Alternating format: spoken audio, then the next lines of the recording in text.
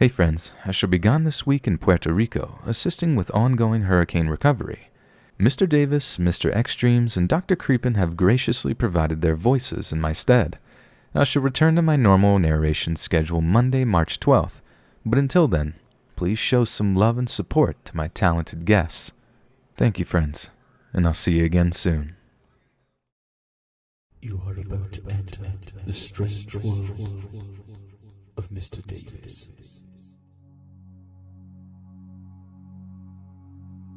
I'm an older fellow, 92 to be exact, and that's why I'm writing this out to you all. Excuse any formatting problems, I'm not too well versed in all this. And I'm still confused on how to FaceTime, if I'm honest with you. Anyway, I'm writing this as a way to get the word out there. There are some things living on this planet with us that we're not aware of, and that they don't want us to be aware of. I think you know who I'm talking about. I live alone. I have since my wife passed 3 years ago. As the saying goes, I should be following her soon. Either way, it's no skin off my back. I've been around long enough. I suppose I should let someone else take a crack at it. When Irma did pass, I needed something to help me through it, so my son suggested a therapy dog. We went to the pound and I picked out an old pit bull.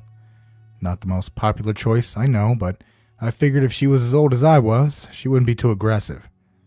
We both needed someone, I feel. I brought her home and named her Mary, after my late mother. We were like two peas in a pod, man. She was just as lazy as I was. Anywho, I'll stop with the sob story and get on with what I need to tell you. It started a few nights ago. Mary and I were sleeping when I heard something outside. Something was running some kind of sharp instrument across the siding of my house. Now, I live pretty far from everyone. I'm about 15 miles from the nearest grocery store, and most of my property is wooded. I didn't think anyone I knew would travel all the way out here in the middle of the night to scare me. It had to have been an animal. I headed out to scare it off and assess the damage. As soon as the screen door swung open, that thing was off like a rocket. I never seen something so fast like that. I only got a small glimpse of what looked to be a paw before it was gone. Mary went about barking, but I eventually calmed her down and we hung out on the porch for the rest of the night to keep an eye out. It didn't come back, and the rest of the day was uneventful. The following night, I heard it again. This time it was a bit earlier. The first time was around 2 a.m. This time I'd just fallen asleep, which was about 10 p.m. It was right under my bedroom window this time, and it was actually Mary who heard it first. She'd woken me up by barking and jumping at the window. My old mind, for some reason, thought it would be a great idea to stick my head out and see what it was. As soon as my neck was out there, I felt a sharp prick on the left side and pulled my head back in. Running my hand across, I could tell it was bleeding a fair amount. When I looked back outside, that thing was running off into the woods again. I poured peroxide over the cut and bandaged it up before giving Mary a pat, locking all the windows and doors and heading back to bed. The following part of this story is pretty hard to retell, and some of y'all may have issues reading it as well. Just a fair warning. The last interaction I had with this thing was the following night. I was in the kitchen finishing the dishes when I heard something growling or purring from the front yard. Before I could grab her, Mary was out the front door I'd left open to let the cool air in and was snarling and biting at something. I knew it had to have been serious, as I never heard her be aggressive like that. I ran to the gun cabinet, grabbed my 12 gauge, loading it as I ran outside.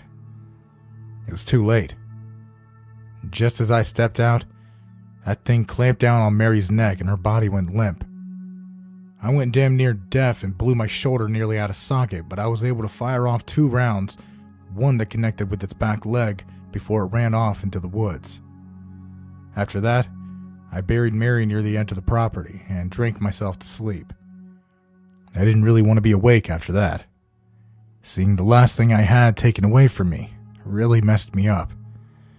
The next morning, which was yesterday at the time of this post, I called the wildlife preserve and explained the whole situation. To their credit, they took it very seriously and were out there within the hour.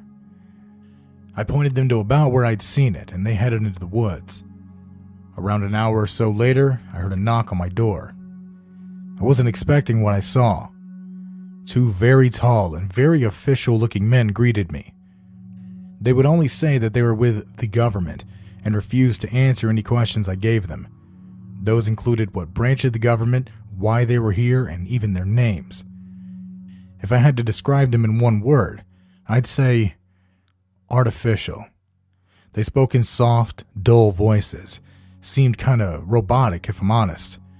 They explained that what had happened over the past few days was to never leave the minds of them, the wildlife preserve, and myself. According to them, if I was to tell anyone, there would be quote-unquote repercussions. They chose that word exactly. I saw the wildlife preserve load a body bag into their van before one of the men snapped his fingers to grab my attention. He then said, "Are we clear, Barney?" I don't know how they got my name. I hadn't told them or the folks from the wildlife preserve, but I just nodded my head and the men went back into the black Jeep they'd came in. Soon everyone was off my property, and I was left there just to think about it all. That's how I came to this conclusion. I know now that there are things out there that someone doesn't want us to see. Now, whether or not these things are located where you are, I don't know. I keep an eye peeled, though. As far as the warning of repercussions, I'm not worried about it. Like I said, I'm an old man. Let them come take me away. I've had a good run.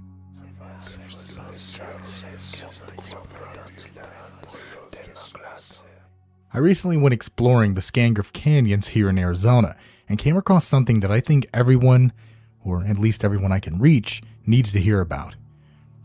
There is something living inside those caverns, and it is not friendly. I'm not even sure if it's from this planet. I apologize for sounding like some insane conspiracy theorist, but all this transpired yesterday, and I'm still shaken up by it.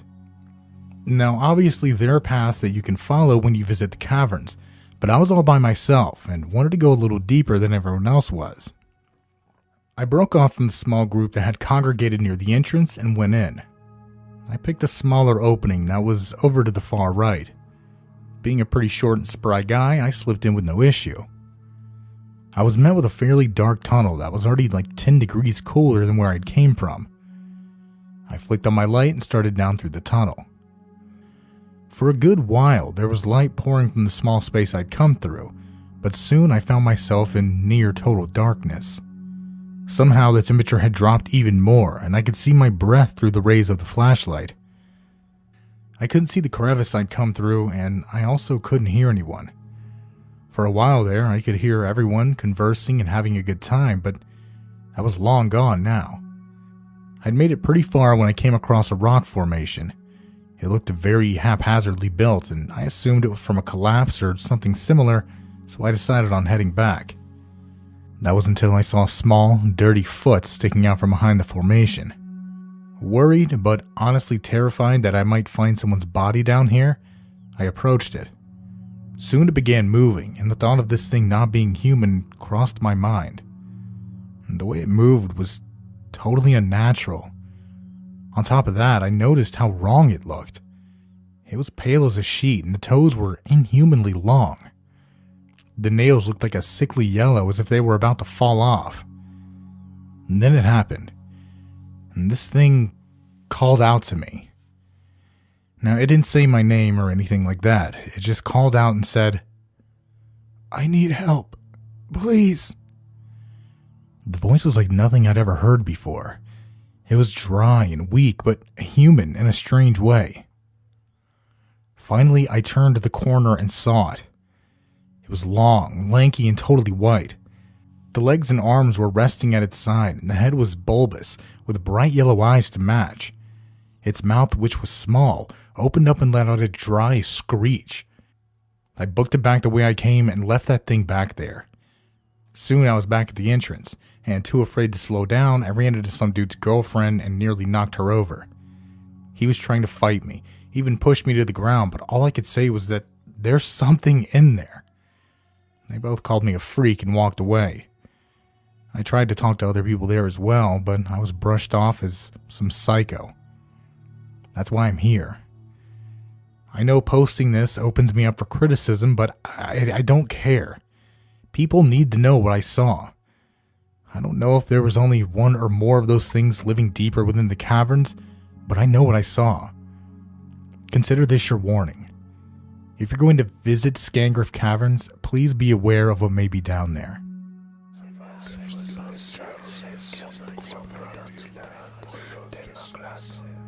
I, like many kids, I believe, was afraid of what was in my closet. However, unlike other kids, there was actually something in mine. I know it sounds dumb to claim something that happened when I was a kid who ate boogers is true, but you've got to hear me out. I grew up with a real-life boogeyman. I don't know what it actually is, we just called it that. When I say we, I mean my parents. Yeah, they saw it too. It began right after my 6th birthday. I was sleeping when I was woken up by the sound of my closet door creaking open a bit. Up until this point, I was a pretty hard kid to scare. However, when I sat up and looked over at the closet, I knew something else was going on here. And I sat there staring at the door, just slightly cracked, when a hand reached out from within my closet. It was black and it looked like it was rotting. It wrapped around the door and started pushing it open even more until I screamed at the top of my lungs for my mom and dad. When they came in, the hand was gone. Through the snot and tears, I explained what I'd seen, and my dad was initially writing it off as a bad dream. But when they looked at the closet door, they were just as afraid as I was. Not only was it open, but there was something on it right above the doorknob. It looked almost like dirt or something, but I never got close enough to look. My mom cleaned it off and they both investigated the closet, but found nothing. I slept in their bed that night. For the following year, I deal with nightmares and episodes of sleep paralysis, all revolving around that closet. There were even more events where I was wide awake. And we tried everything we could. I went to a child psychologist, we called in a priest to bless the house, but only one thing worked. And that was waiting. A year, nearly exactly, had passed since the first incident, and for some reason it all just came to a stop. I'd finally gotten a full night's sleep. Everything seemed to have just stopped. I'd never had another experience with it. That brings me to where I am now, and as to why I'm writing this post. It's been 20 years since the whole debacle, but it's back. Whatever it is that terrorized me as a kid is back in full force. It started 2 nights ago. I'd woken up to get ready for work, but when I went to go in my closet for a shirt, something stopped me. That same dirt-like substance was there, right above the doorknob. I wiped it away in anger of it seeming to come back and grabbed my shirt quickly before leaving for work. The rest of the night was uneventful, but the events of tonight have led me to decide on moving. My lease is nearly up, and I'm hoping it won't follow me. Let me explain my reasoning. I was woken up by the sound of the closet door opening again, just like when I was a kid, and when I looked to it, it was wide open. There were 2 deep red eyes, seemingly floating at the top of my closet. I jumped from my bed and slammed it shut. Soon after, I shoved a dining room chair under it to keep it shut. From there, I drove to the Walmart in town and bought a heavy-duty slide lock for my closet. That's where I am now. As I type this out, I can hear whatever is living in there banging on the door. I don't think it has the power to get through, or at least I hope not.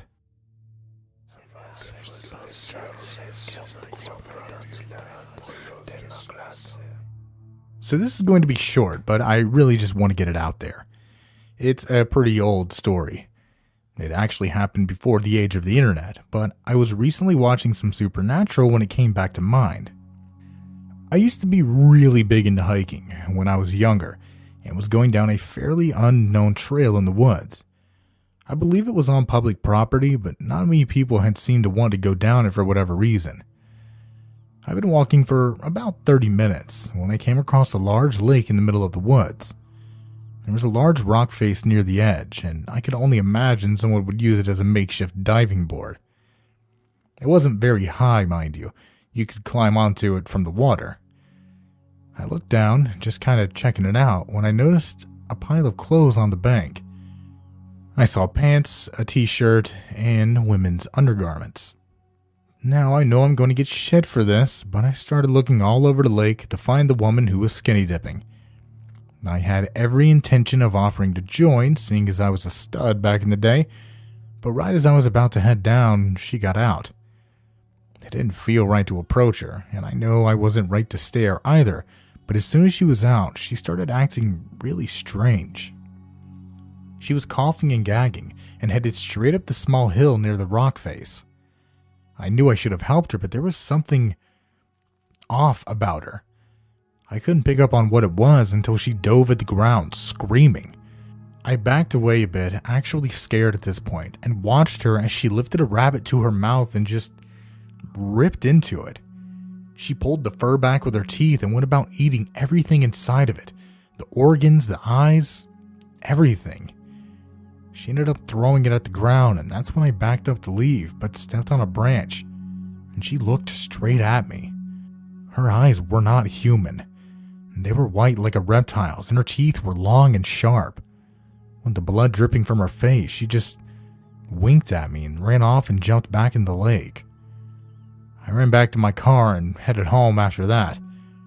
I never shared this story before, but as I said, I thought you all would enjoy. Any idea what she could have been?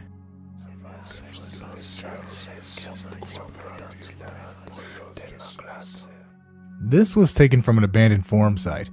I thought it was really interesting, so I decided to share it with you all here.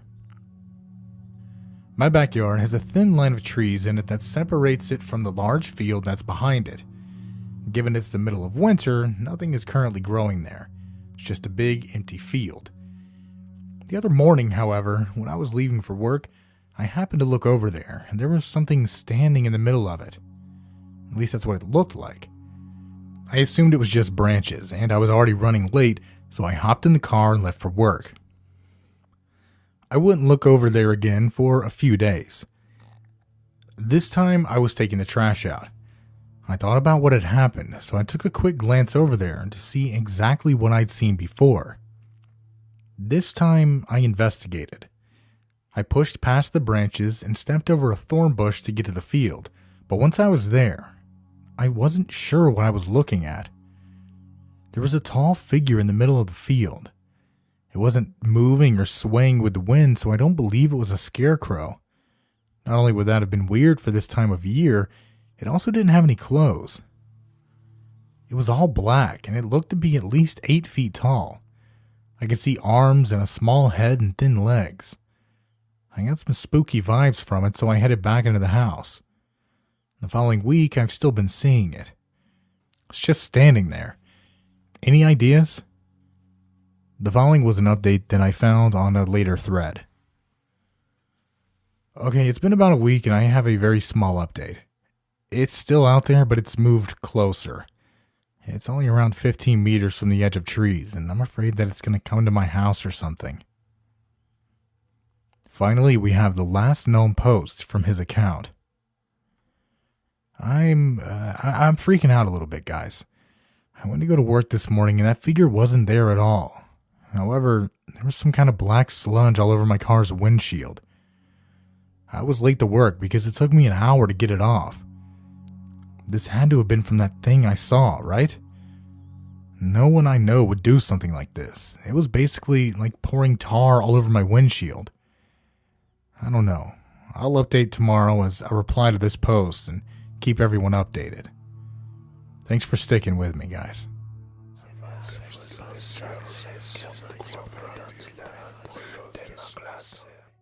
I think there's something living in my house with me. It wasn't a typo. It's definitely an it and not someone just playing a stupid prank.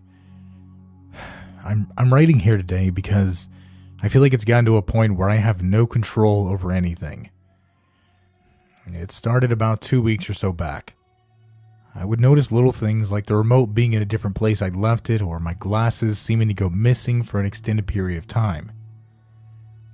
This was an issue, seeing as I'm basically blind without them. I figured these things were just me being forgetful, but a few days after the first incident, I found them in the floor of my closet. Now, I know there would be no reason for me putting them there, so I was pretty confused. I don't have a dog or anything that would take them in there either. I just brushed it off and went about my day. Another few days pass, and my glasses as well as my cell phone go missing.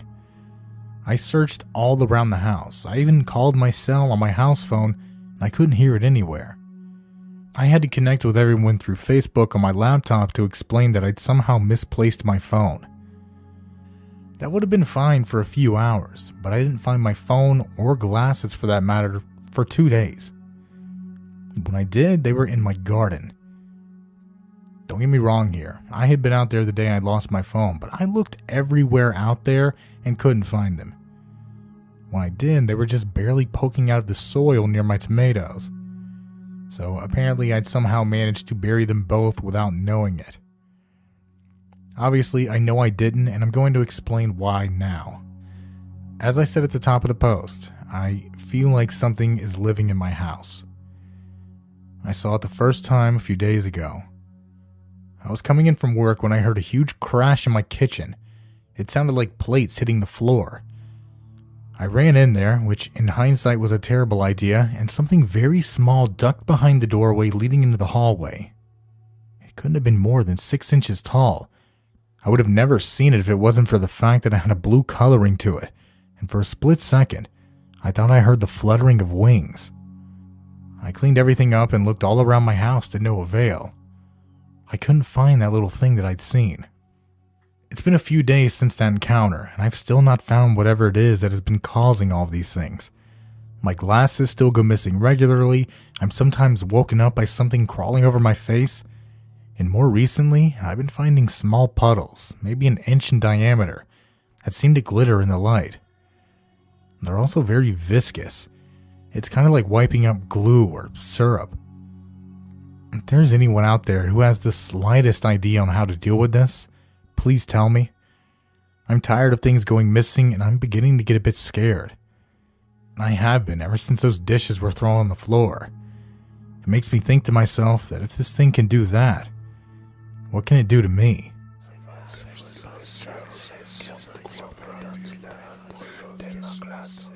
So I'm sure everyone here has heard about the staircases in the woods, right? If you haven't, then go read that long-ass post by the search and rescue officer. Well, I thought the whole phenomenon was bull, and if I remember correctly, we were never really given an explanation as to why you shouldn't walk up them. Now, I don't know if that story was all fiction with a little bit of truth thrown in, but I can assure you that this one is not. This all happened nearly 5 years ago, but it was so strange, it's stuck with me. I have some pretty thick woods behind my house. I've been back there before, just checking them out, but never really went deep enough to find anything interesting like streams or ponds. I decided one day in early summer that I would. I mean, I owned them after all. They came when I bought the house. I'd say I walked about a mile before I came across something really interesting. It was a cobblestone staircase in the middle of a cobblestone rectangle about 40 feet by 20 feet. Despite the size of the foundation, it was only a foot or so high. The stairs, on the other hand, went up about 6 feet. I'm not really sure how they were standing, honestly. They didn't seem to have any support. I decided it would be a great idea to walk up the top of them to get a better view of the forest. And I took it slow, of course. Like I said, they didn't look that stable. To my surprise, though, I made it all the way to the top without an issue. It was when I turned around to see if I could see my house that the problem arose. A loose stone slipped out from under my foot, and I was sent straight to the ground. Fully expecting the hard, unforgiving ground, I set my arms out to catch myself. Imagine my surprise when my hand went deep into ice-cold, powdery snow. Now, if you remember, this happened in the middle of summer. There should be no snow. On top of that, it wasn't snowing in the first place. I shot up, totally freezing, being dressed in canvas sneakers, cargos, and a button-down. I looked all around the entire forest, and it was covered. The snow was at least 8 inches, judging by how deep my legs went in when I stood up. The strangest thing, though, was the staircase was still there. My mind was racing. Had I knocked myself into a coma? Why did it feel so real then? Snow was still falling rapidly, so I searched all around for my phone, but to no avail. It was either too deep in the snow or just totally gone. I couldn't dig for more than a few seconds before my fingers started going numb. I decided instead to just run back to my house and try to find something that would help me wake up. I was obviously unconscious. I had to be. I trudged through the snow, my toes crying out in pain from the cold, but soon I was in my front yard. Immediately, I was confused. My car wasn't there. Rather, there were 2 cars and a small pink bike out front. Still thinking this was all a dream, I barged through the door, knocking off a Christmas wreath that had been hanging there. I was met with a decorated foyer. My foyer. I heard a television on in the other room and someone, a man with a deep voice, yell out, "Go upstairs!" Soon I was approached by him with a bat in his hands, ready to fight. I began backing away, trying to explain that I had no idea what's going on or why I'm here, but he just yells back that I'm insane and he's going to call the cops. I try to reason with him, but he takes a swing at me and hits the wall near me, causing drywall to drop to the floor. That's when I know it's time to leave. I run out of the front door and head back into the woods. I made it back to where I was, the staircase, and took a second to catch my breath. I ran through what had happened when I came up with the insane idea to climb the staircase again. I figured if climbing it and falling from it the first time put me here, maybe doing it again would bring me back. I climbed to the top, turned toward my house, and let myself fall. Sadly, this time I was met with the hard, unforgiving ground. Luckily though, it wasn't covered in snow. It seemed as if I was back where I needed to be. The sun was out, and despite a headache, I was doing fine. I made my way back to the house, and this time it was my car outside, and when I went in, I wasn't approached by someone with a bat. Now, I know everyone here will be trying to figure out what the hell happened, but I think I know. I believe when I fell into the past. I know how that sounds, but hear me out. It took me a while after it all happened to really think about it, but the guy I ran into was the one I bought the house from. He was the original owner. His daughter had just left for college and then needed to downsize. I'd always wanted a big house so I could have a studio for my photography, and so it was perfect. I remember the conversation so well. He went on to explain that something scary had happened to him around 10 years back. He wouldn't elaborate, but I'm sure some dude wearing cargo shorts in the snow claiming he doesn't know what's going on is pretty scary. There's also the fact that he continually said he recognized me from somewhere, even though we eventually agreed he'd went to school with my dad, who I was the spitting image of. I know how that explanation sounds, believe me, but it's the only one I can come up with. If anyone has a better one, I'd love to hear it. And as a quick word of warning, don't walk up the steps in the woods.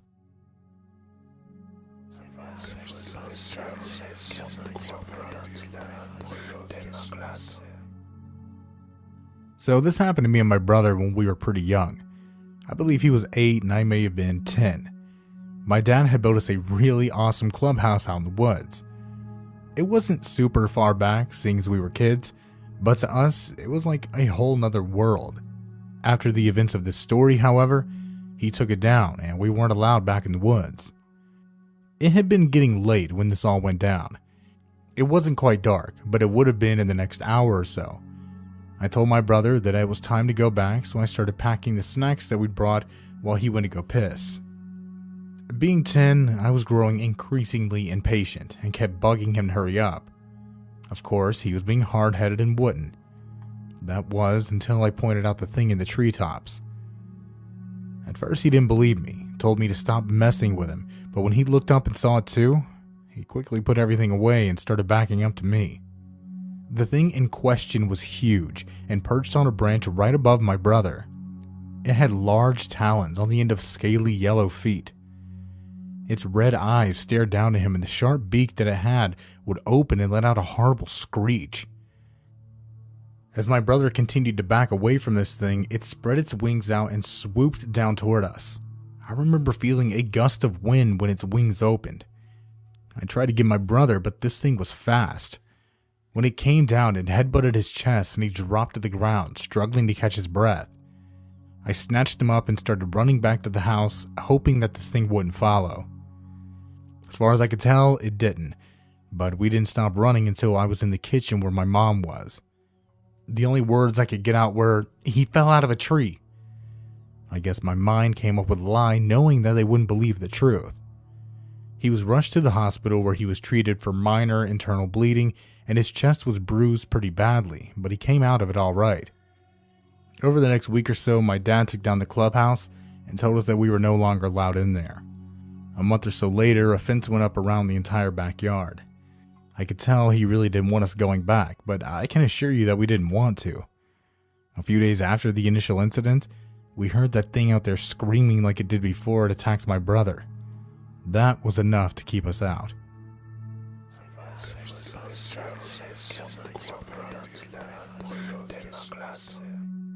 I have a small plot of property out in the woods. I head out there every once in a while to just get away from everything. I keep my cell and bring my laptop, of course, but they're mostly used for the internet. It's more of an escape from the real world rather than technology.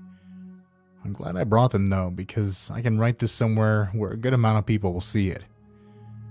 The past few days, I've been hearing something crawling around under my cabin. I'm not sure what lives out here, but it moves pretty damn fast. I can hear it scratching around and even growling at some points. It's kept me out the past few nights, so I called a guy out here to see if he could figure it out. I had found out where it went in, but I wasn't trained in how to approach this kind of thing. I'll let you guys know what he says. Okay, so he just left, and I really just have more questions than answers. The hole he had to go through wasn't much wider than a foot or so. He crawled around, snapping a few photos of the damage, and thought he'd seen something at one point, but told me it was probably his eyes playing tricks on him. Once he was out, we looked over the photos. I don't really know how to approach this. There were deep claw marks all through the foundation of my cabin. They were all over the ground and even the concrete pillars that held it up. I pressed on him about what could have caused it, but he continued insisting that it was a bear. Now, I've seen a bear before, and there's no way one can fit under that house. He barely could, and he looked to be 120 pounds soaking wet. The last picture he showed me was a little divot that had been dug into the dirt. It was about 6 inches deep and a foot wide. I tried to get him to explain what had been down there, but he insisted that it was nothing to worry about. He'd be out tomorrow to take care of it. I wanted to take his word on it. I did, but I just couldn't. I was left feeling more uneasy than I had before he'd gotten there. I decided on calling the wildlife reserve instead. It was kind of late, so I was directed to their messaging service. I tried explaining everything that had happened up until this point as best I could, and just hoped that they would get back to me soon. It took 2 days. During those 2 days, I hadn't been getting any more sleep than I had been getting either. The thing, whatever it was, seemed pissed that someone had been down there. The growling and scratching went on for nearly 2 hours. It did finally die down, and I fell asleep around 2 a.m. When I woke up later that day, I saw that the wildlife preserve still hadn't called me back. I tried calling them, but was put on hold for nearly 45 minutes. Eventually, I gave up and went about my day. It would have been a great day for a walk through the woods, but with that thing out there, I was afraid to leave. Seeing that it could claw through concrete, I didn't want to find out what it could do to me. For the record, also, the exterminator never came back. Never returned my calls either. That night, it seemed like I was going to be all on my own on this. I felt like I was going to be stuck with this thing living under my house till it died off, or I just left and never came back. When I laid down to bed, I didn't even try to sleep. I just browsed Reddit, and as I expected, the noises started up again. This time they were more tame, and it didn't seem as pissed off. I suppose it sorted out everything the exterminator had messed up. I'd heard it for a few minutes, then I'd hear it leave. Then it would come back, moving around below the cabin. The fourth time it came through, though, I heard a loud thump. It caught my attention, so I listened more intently. There was no more noise, absolutely nothing. I thought I'd finally found a resting spot and plopped down for sleep. I decided I would do the same. I was given a rude awakening that morning. An absolutely vile smell filled my nostrils and rose from my bed. I stepped outside and it only got worse. I nearly puked on my steps. Luckily, I got a call from the wildlife preserve saying that they were headed out to my area. I explained the smell, and they assured me that they had everything that they would need. Once they were out there, they dressed themselves in coveralls, gloves, and gas masks. Trust me, it was needed. One went in and the other stayed out to help him pull out whatever was under there. It took nearly 20 minutes, but they wrestled it out. I'm still not sure what it was. It resembled a large dog, but there was barely any hair on it. If it was a dog, then it was terribly infected or sick with something. Apparently what happened was it smashed its head on one of the beams while running back and forth. Hard enough to break its own neck, they told me. It had turned a deep blue-gray just overnight, and I could hear the guys moving it, gagging in their mask. The smell was that bad. They bagged it up and went back under only to find 6 small, I suppose I'll call them cubs, laid in the hole that it had dug. Sadly, they all passed away as well. It seemed they were all stillborn according to the workers. Sometime later, they explained that they had to call someone out to clean this up and that it would be better for me to just leave. I didn't want to argue, so I did just that. It's been a few days and I haven't heard anything back yet. I'm beginning to think I came across something I wasn't supposed to. I'm afraid to go back and check on it, though.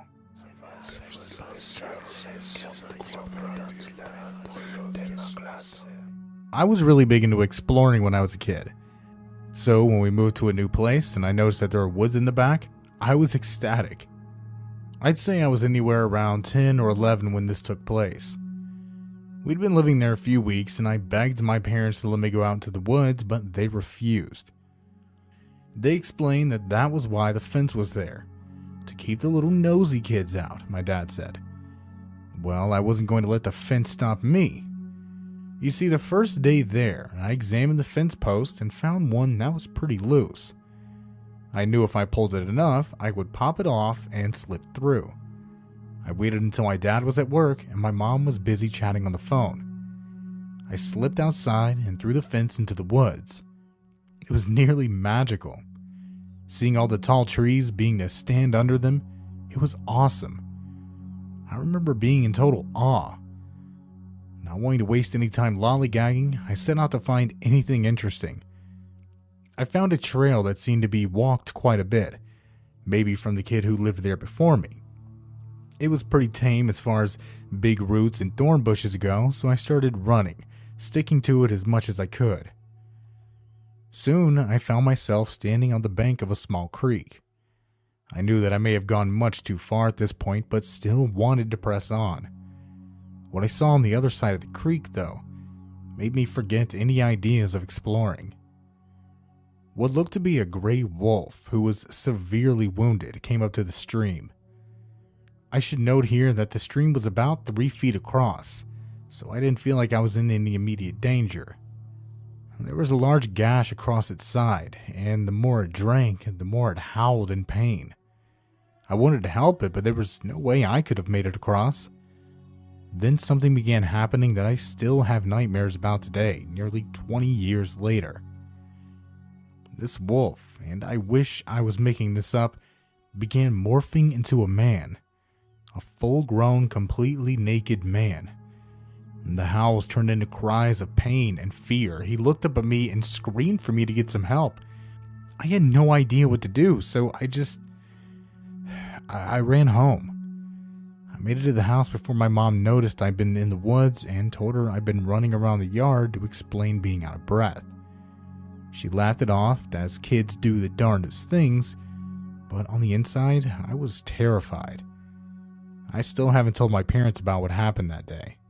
As a matter of fact, this is the first time I've actually told anyone about it. Could I have seen a shapeshifter or maybe a werewolf?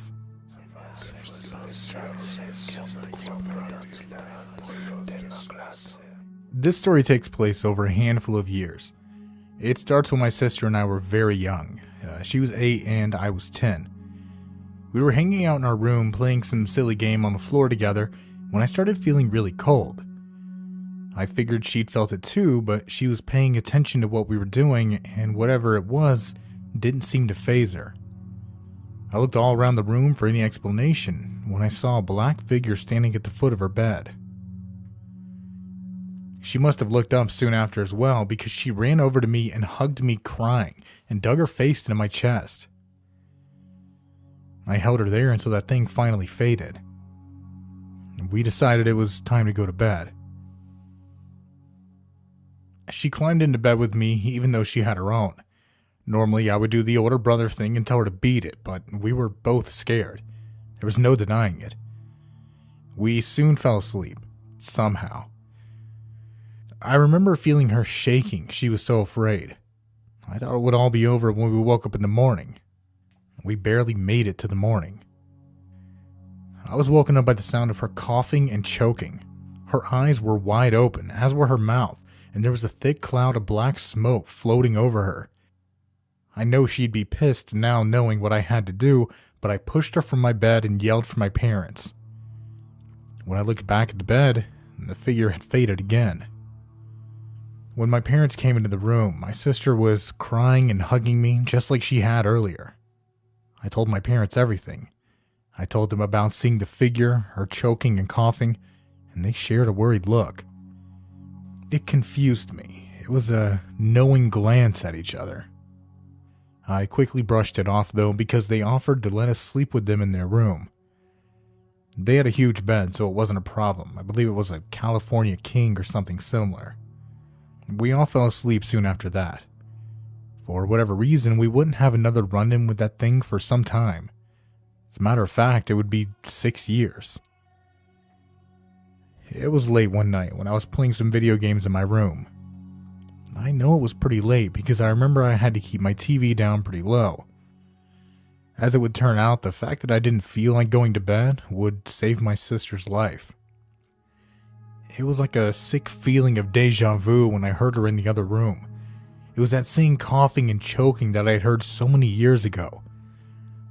I ran over to her room, but it was shut and locked. Take note that her door didn't have a lock. My parents refused to give her one. There should have been no way that door was locked. The sound started dying out, so I did all I thought I could and rammed my shoulder against it until it finally broke open. That's when I saw something absolutely terrifying. My sister was in the air, nearly a full foot off of her bed, with that black smoke floating over her. I screamed for my parents and ran over to grab her. As soon as I touched her, she fell to the floor. This was about the time that my parents came in. My sister regained herself and my parents told us all to go to the living room. It was there that they sent us down and dropped a bomb. When the words left my mom's mouth, it felt fake, like we were living in a movie. "There's something in this house," she said, "and for whatever reason, it's targeting Julie." I won't write out the entire conversation, but all you really need to know is that we left the house the following morning. We booked a U-Haul and found a rental property near some of my mom's friends that we could afford. My sister and I had to share a room for a while, but I had to leave for college not too long after the move anyway. The activity had ceased. Even after all this time, nearly another 6 years, nothing has happened to any of us again. It seems like whatever was in that house stayed there.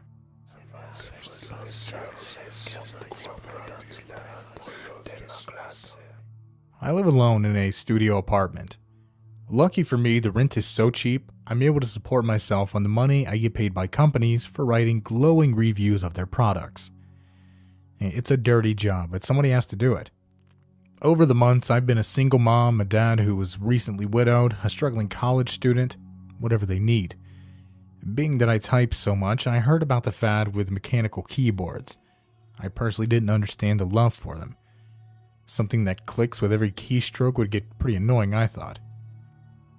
That was until I bought one. It changed my life. Funny enough, I bought one of the clicky ones. But enough about the keyboard. Here's what happened. I just finished my last review for the night and I was heading to bed. I pulled the cover up, plugged my phone in, and prided myself in for another hard day's work. Just as I was dozing off, however, I heard my keyboard click 5 times, very slowly.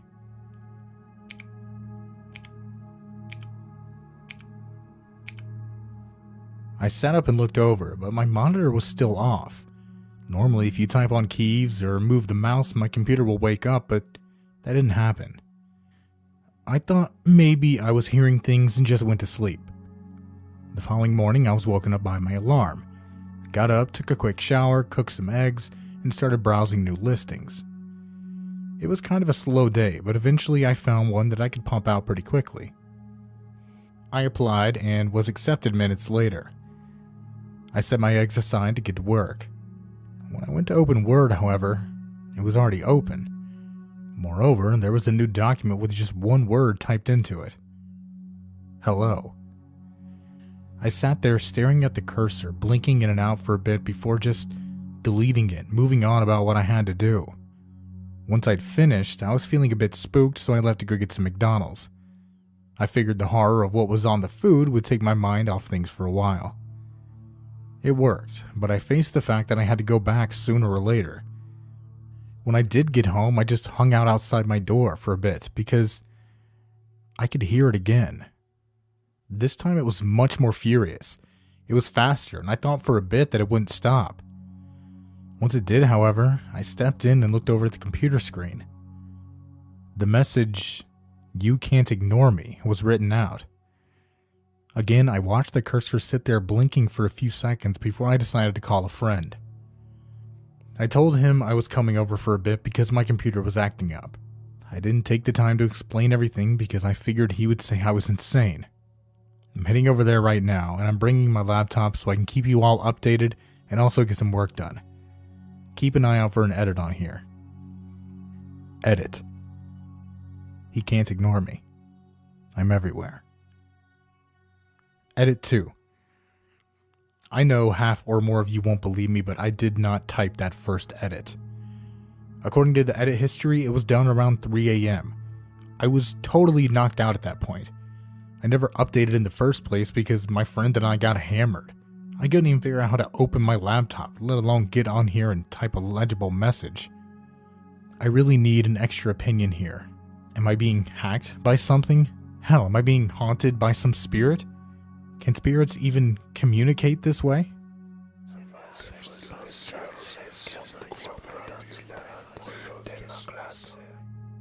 Is there such thing as a mimic spirit? That's my question to everyone here. I'll give you all my whole story and hopefully you guys can help me out. I live alone in my apartment. The other night I was coming out of the kitchen straight into the hallway. Now, the hallway leads directly to my bedroom. The hallway light was the only one on, and I had planned on turning it off when I got to the end of the hall. However, there was something standing in the doorway of my bedroom. For a second, I thought it was just my shadow. After all, it was all black. It moved when I did, but then I really started thinking about it. There was no light coming from behind me. If anything, my shadow would be basically non-existent as I was standing under the light. I rubbed my eyes as a way to check myself, but when I looked back up, the shadow had gotten closer. It was now only a foot or so away. I was so shocked I dropped my phone and ran outside to my car just to get away from it. Seeing as I didn't have my phone to get in touch with anyone, I just drove to the nearest grocery store, which, lucky for me, was open 24 hours. I spent the entire night hanging out with the overnight guys while they put away all the stock. I know it sounds ridiculous, but when you see a shadow that follows your every move, you would try to find solace somewhere too. I went back to my house the following morning and everything seemed fine. As the day passed, nothing happened. I was a bit skittish for a while, but from what I've seen so far, it was a one-off event. So, are there anything as mimic spirits?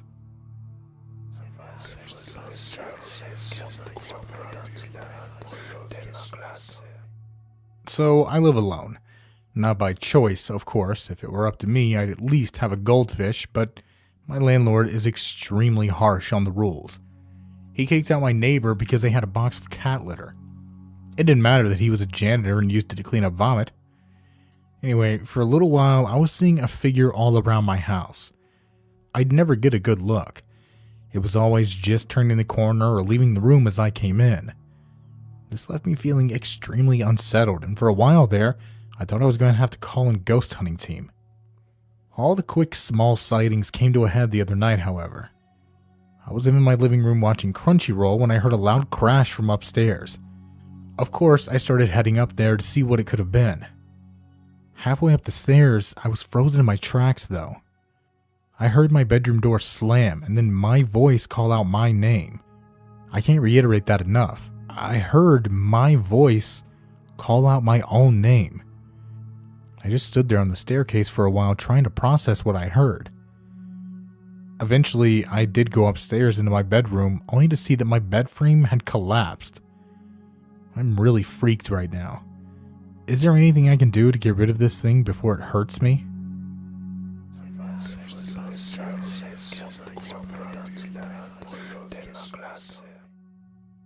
I have a story I think you all will enjoy. It's easily the scariest thing that's ever happened to me. It began one night after pulling a 12-hour shift. I was sleeping pretty heavily until I was woken up by an extremely cold breeze going over me. Now, all my air vents are on the floor, so there was no real reason that there should have been a breeze like that. I tried ignoring it, but when I pulled up the blanket up to my chin, there was something weighing it down near the foot of my bed. I don't have any kids or dogs. Needless to say, I was a bit more than freaked out when I looked down and saw a small child sitting at the foot of my bed with no face. It looked like he at some point had one, but it was swirled beyond comprehension. I was so scared I actually fell from my bed to the floor. When I looked up, he was gone. I wanted to write it off as a bad dream, but it was just too real.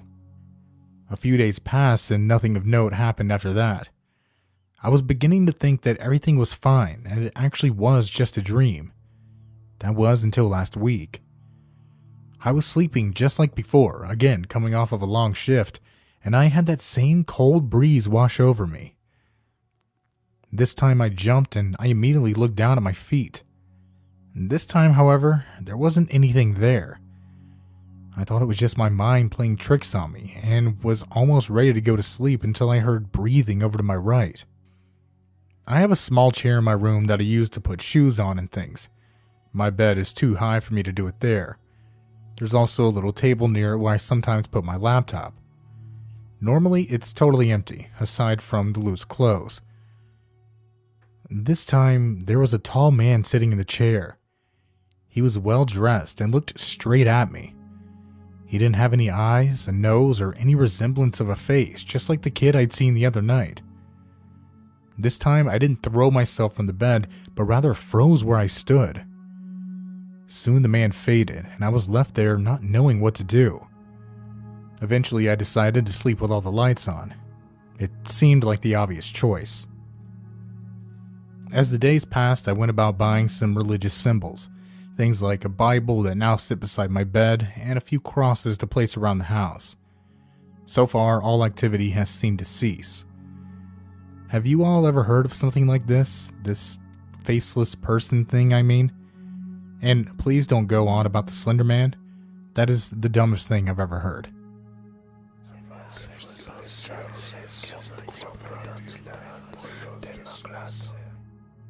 This takes place last weekend when my parents were out of town. They were actually a few states away and having some time to themselves, so I decided to invite a friend of mine over. I had their permission, don't worry. Everything for the better part of the night he came over was going great.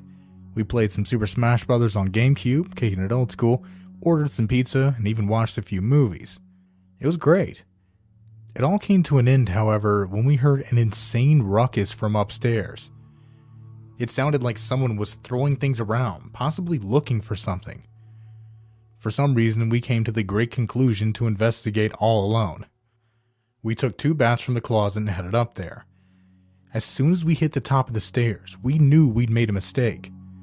I could see my bedroom from where we were, and there was some kind of black shadow darting back and forth. Every time it was out of sight, something would fly across the room. We dropped the bats and ran outside calling the police. All I could say was that I thought someone was in our house, and they sent someone out pretty fast. By the time they were out there, however, the sounds had stopped. They went in, looked around the entire house, but there was no one in there. Even stranger was when they went into my room, they said it looked completely untouched. We looked ourselves, and they were right. Everything was in place. Of course, they made me call my parents and explain to them what happened. I told them too. I didn't say anything I didn't believe, and to no one's surprise, they told me that I was grounded and to send my friend home. Even when they got home, I tried to talk to them about it, but they wouldn't have it. So I'm turning to you guys. Have you all ever heard of something like this? Should I be worried about it happening again?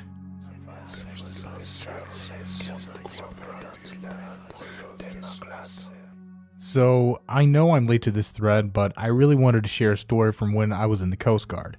Keep in mind that this was nearly 30 years ago, but it's always stayed with me. I suppose I'll refer to it as the rescue mission. That's what we called it for the rest of my time with them anyway.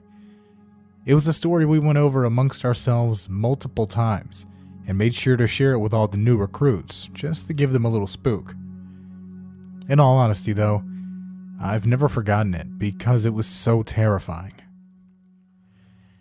It starts like any other night out on the water. We were anchored down, keeping an eye out for any wandering ships, when we got a distress call from a vessel about 5 miles from us. We headed out immediately.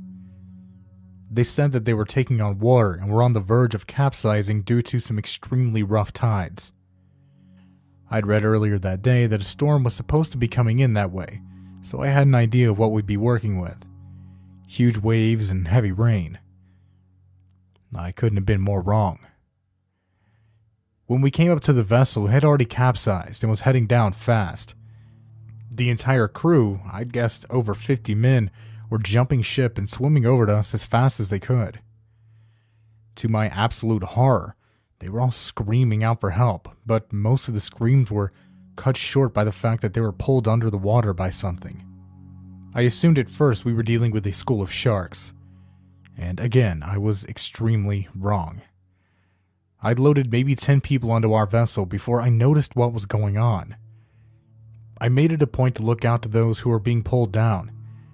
I reached out to grab someone and pull them onto my lifeboat, but as soon as he grabbed my hand, a webbed green and black fin reached out and grabbed him by the face, pulling him down as he screamed. It was horrific. He fought as much as he could, but this thing was too strong. From what I saw, it was all black and green with large scales all over it. When it took him down, his mouth filling with water, causing a disturbed gurgling sound, I saw a large tail at the end of this thing. I began spacing out at that point. I suppose it was because I was so scared. I had no idea what was going on. My whole mind just went on autopilot, and I focused on getting who I had on board. We saved a large amount of people that night, but not all of them. It's heartbreaking to know that we couldn't, but we were outnumbered.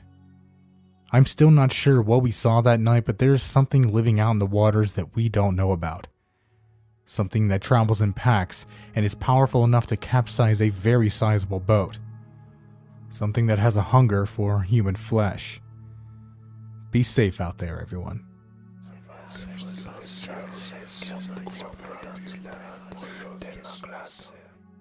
A few years back, I was doing some late night swimming at Carolina Beach. I'd say it was around 8 p.m. Not really all that late, but the sun was already down.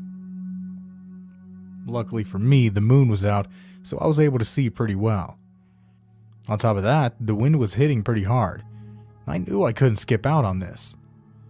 I was having a pretty great time and even hit some great waves, riding one nearly all the way back to shore, when I heard a woman crying out.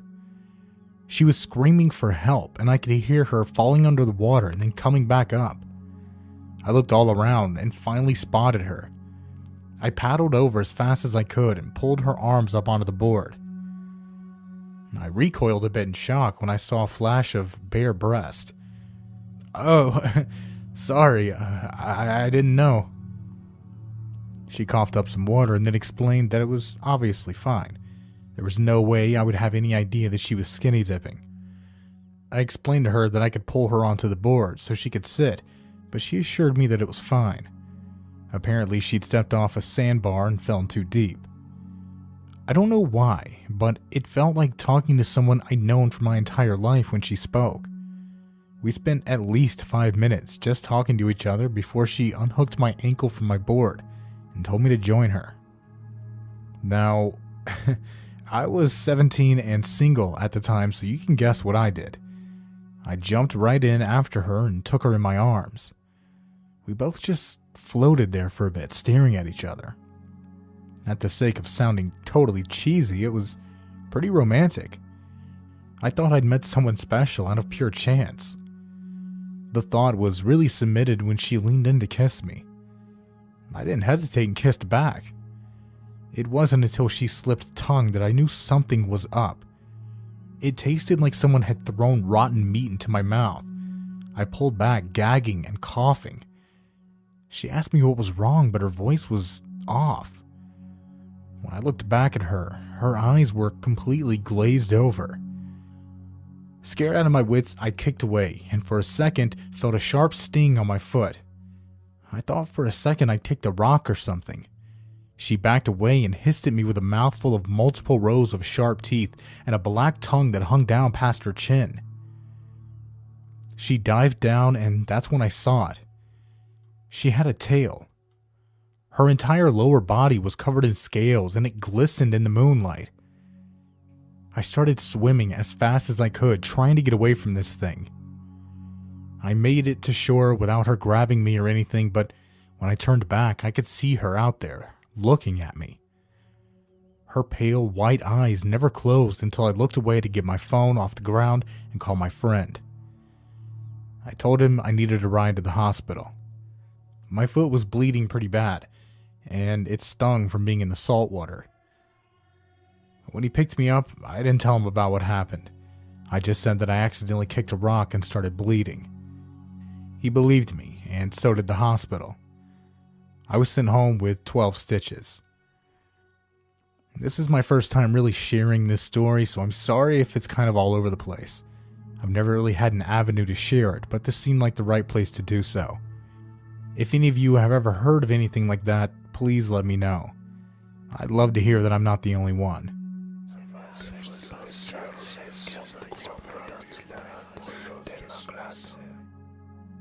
I'm a curator for a maritime museum. I've been getting many things over my 20 years here, and I'm tasked with finding the history behind them. Many things have blown me away, sure, but nothing has rattled me like what I was given yesterday. It was a journal that was supposedly connected to a very strange case of double homicide while out to sea in the 60s. I'll get into that later. Now, the way I'm supposed to display things like this, no one would be able to read it. Hell, I had a hard time myself. So I've decided that I'm going to transcribe it for the display and the internet. I think you all really get a kick out of it. Entry 1. We've been out here for quite some time, but it doesn't look like we're going to be getting any payment when we finally get back. Every single fish we catch has to be thrown out. It's always covered in some kind of slime, not the usual kind either. I describe it as molasses on a cold day. It's dripping from the tails every time we pull them up. Hell, half the time we can't even get them up. We reel them in, but before we can get them, we feel a good amount of weight fall off. Without fail, we pull a fish head out of the water. I believe there's something funny going on around here. That's the main reason I'm writing this out. Something about where we've anchored doesn't feel safe, but we've already changed position multiple times today. Even more bad news, one of my mates is down. He's come down with some kind of stomach flu or something. He's been spewing up everything he eats or drinks. Not sure I can blame him. I've lost my appetite as well after looking at all the fish we've pulled. It's like they're rotting in the water. Couldn't really put the smell into words if I tried. My other crewmate and myself have shirts wrapped around the bottom halves of our faces, but that only dulls the smell.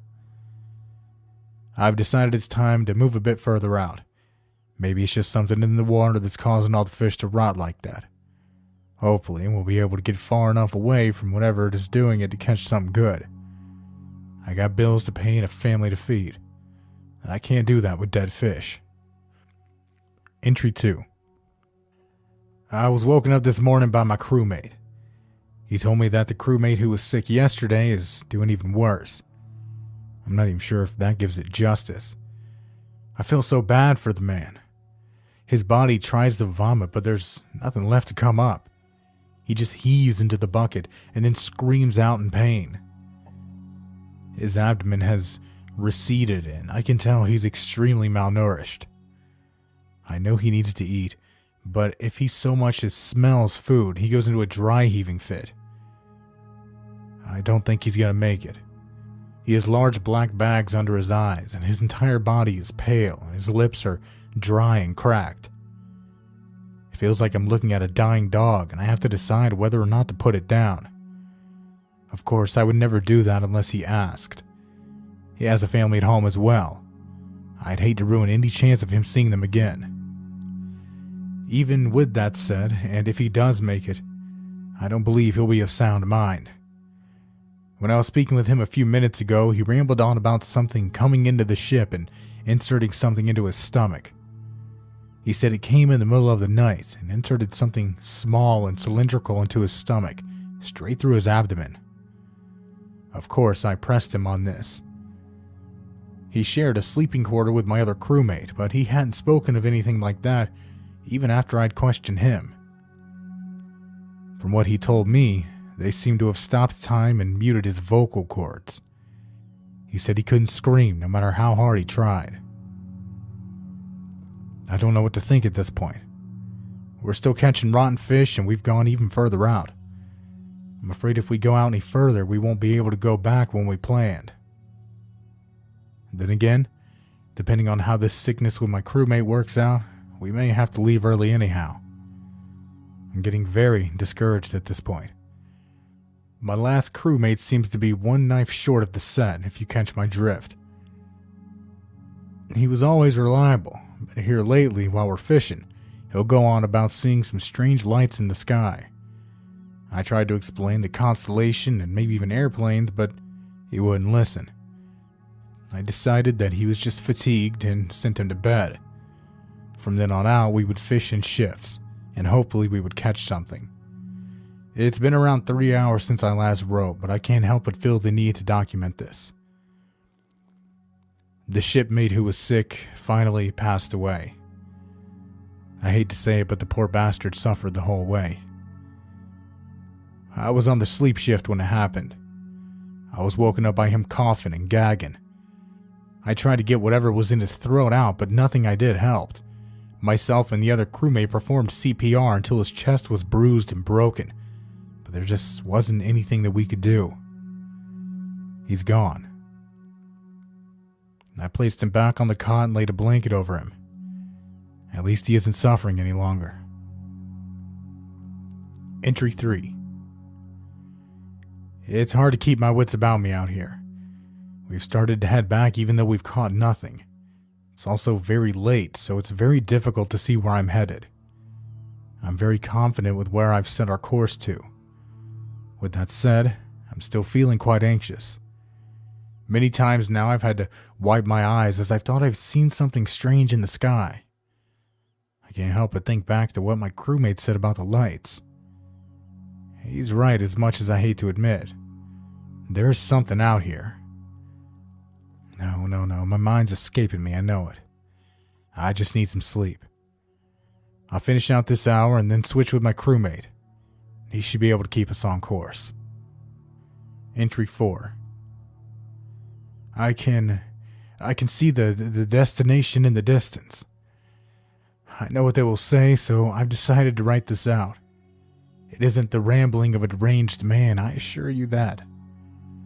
When I went to lie down, I was interrupted by my crewmate screaming out in pain from the deck.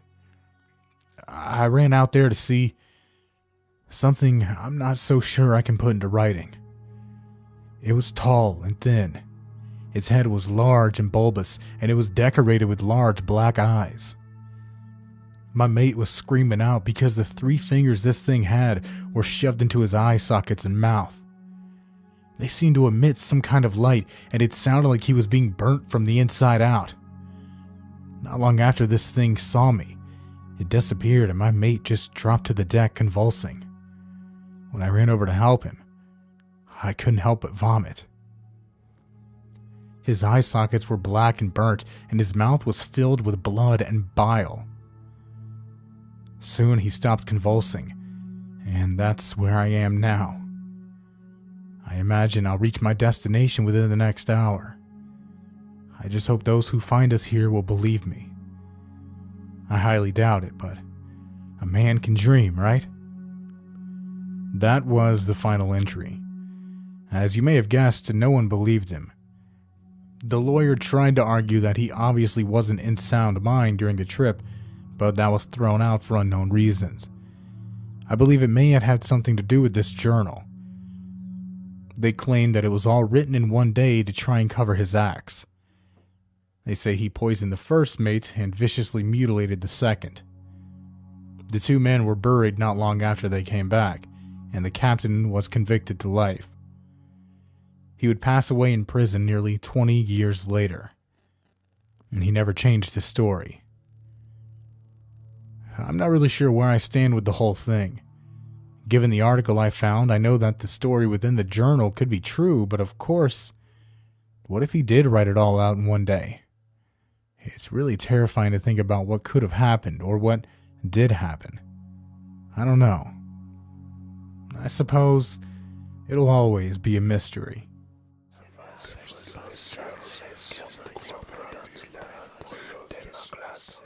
My girlfriend and I had been together for around 6 months. We met through mutual friends, and for a good while we were having a really great time with each other. We enjoyed each other's company while giving the other the right amount of space. However, around the 3-month mark, things started to go downhill. First of all, and I'm sure I'll get bashed for this, but the sex wasn't great. By that I mean, I didn't feel the connection everyone talked about. It was just meaningless sex. I tried pushing past it, thinking things would get better, but after another 3 months, I finally decided the chemistry just wasn't there. I called her up and told me to meet me at the Starbucks in town after work. I didn't want to tell her over the phone, but I did give the old "we need to talk about something" spiel. We met up, bought some coffee, and talked for a bit before I finally dropped her the ball. I knew she would cry, but she surprisingly took it very well. She said that she was feeling the same lately and that it was probably for the best. I thought it had went great. We hugged and went about our separate ways. It felt like a weight had been lifted off my shoulders, and I went home feeling like myself again. I hopped on Xbox Live with a few buddies, and soon I was embracing the single life again. This was my life for a few days, as a matter of fact. I don't want you all to think I was a terrible person for getting over her that fast. There wasn't really any chemistry there in the first place, so I suppose I never really built that strong of a connection. After a couple days passed, I came home from work to see her sitting on my front porch. I was a bit confused, but remembered that she may have left something there and needed to get it. I approached her and immediately knew something much more was afoot. When she saw me, she jumped from the sitting position and wrapped her arms around my neck and kissed me. I pulled away and asked her what the hell she was doing. To my absolute shock, she looked pissed and said that we had plans to catch a movie today when I got off work. I was completely dumbfounded. I had no idea what she was talking about. That's when it hit me. She thought that we were still together. I asked her about the other day at the coffee shop, and she claimed that she didn't even remember it. She even went as far to laugh it off and tell me just to get into the car or we would be late. She actually believed that we were still together. It was insane to think about, but I had to break up with the same girl twice in 1 week. This time she didn't take it as well. She slapped me across the face, called me a pig, and went about keying my car before driving off when I threatened to call the police. I just sat there on my porch for a while, trying to fathom everything that had just went down.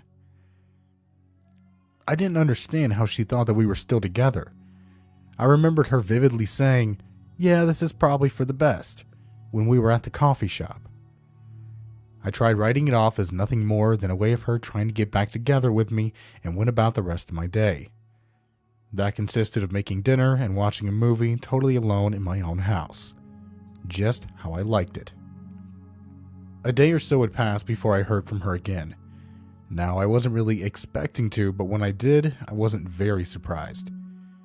And this time, however, was one of the strangest things she did before I finally put everything to an end. I walked outside one morning, probably 3 days after the keying incident, to check my mail. I had the usual, a few bills, some promotional offer crap, but there was one envelope that was different. My name was handwritten on it, with no delivery or return address. I knew immediately who it was from and instinctively looked all around for her car, but didn't see it anywhere. I opened it up and there were 2 things inside. A collection of wedding dress pictures cut from magazines, I'd say about 40 or 50 of them, and a note scribbled out on notebook paper. I won't type it all out here, as I don't have it anymore, but it was basically her asking which one I loved the most, and telling me to call her so we could arrange a date for the ceremony. I threw it all away and just went inside. I had the day off, and planned on spending it sitting on my ass, not dealing with whatever this was. Lucky for me, the rest of the day was uneventful. It was what happened that night that all of this really came to a head. It was late, probably 1 or 2 a.m., when I heard my security system chime and say, "Front door," in that robotic voice. My heart dropped. The only way it would say that is if someone used the key to open the door and had come in. If it had been opened forcefully, that would have never happened. The alarm would have just started blaring. I picked up a bat from my closet and started heading downstairs. I was terrified that someone had managed to pick my lock and was now walking about my house. Halfway down, though, I stopped and listened. I didn't hear anyone rustling through things, and I didn't hear hushed whispers of a team of burglars. In some odd way, what I did hear was much, much worse. I heard the banging of pots and pans, followed by the sound of my gas stove top clicking on. The sound of a woman whistling then came soon after, and I finally knew who was in my house. My ex was back. I recognized that whistle like it was a friend's face. I used to love the way she did it, but now it just sparked fear in my heart. I turned the corner and went to the kitchen to see that she'd began making dinner. There were plates laid out, a candle, and even a vase with a rose. I was completely dumbfounded. Then she noticed me. Her look changed from concentration on what she was doing to absolute joy. She wore a huge smile on her face and she ran over me to give me a hug. Keep in mind, she still had a knife in her hand. Now you can say what you want about me, but I pushed her to the ground and ran upstairs to my bedroom and locked the door. Once I was there, I called the police and explained the situation. The whole time I could hear her banging on my door, demanding that she be let in. She eventually gave in and resorted to talking to me through the door instead. It was like being pulled from a tar pit when I heard my alarm chime "front door" and the police ran upstairs and detained her. To my surprise, she complied, and soon she was in the car outside. I waited until an officer told me she was detained before I came out. Call me what you will, but when anyone comes at you with a knife, you'd like to know that they're gone before you walk out there.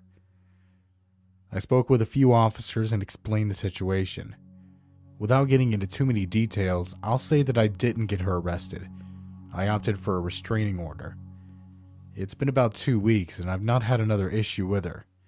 I've also stayed single since then. I'm just too nervous to date again right now. Maybe I will one day, but until then, I'm going to live the bachelor life.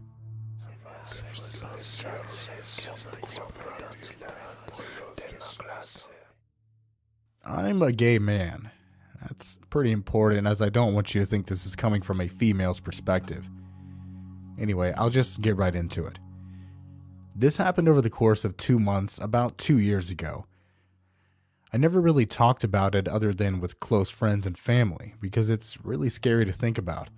But I figure if I just get it out there, it will help not only me, but others like me who may be going through something similar. I used Grindr a lot back in the day. It was almost unhealthy. I was constantly checking on new matches and updating my pictures at least twice a week. For whatever reason, everyone I came across didn't really fit my, I guess you could say, requirements. I know how that makes me sound, believe me, but I'm very picky. I did eventually land on one guy that I thought was perfect. His name was Jeremy. He enjoyed weightlifting, horror movies, and all things like that.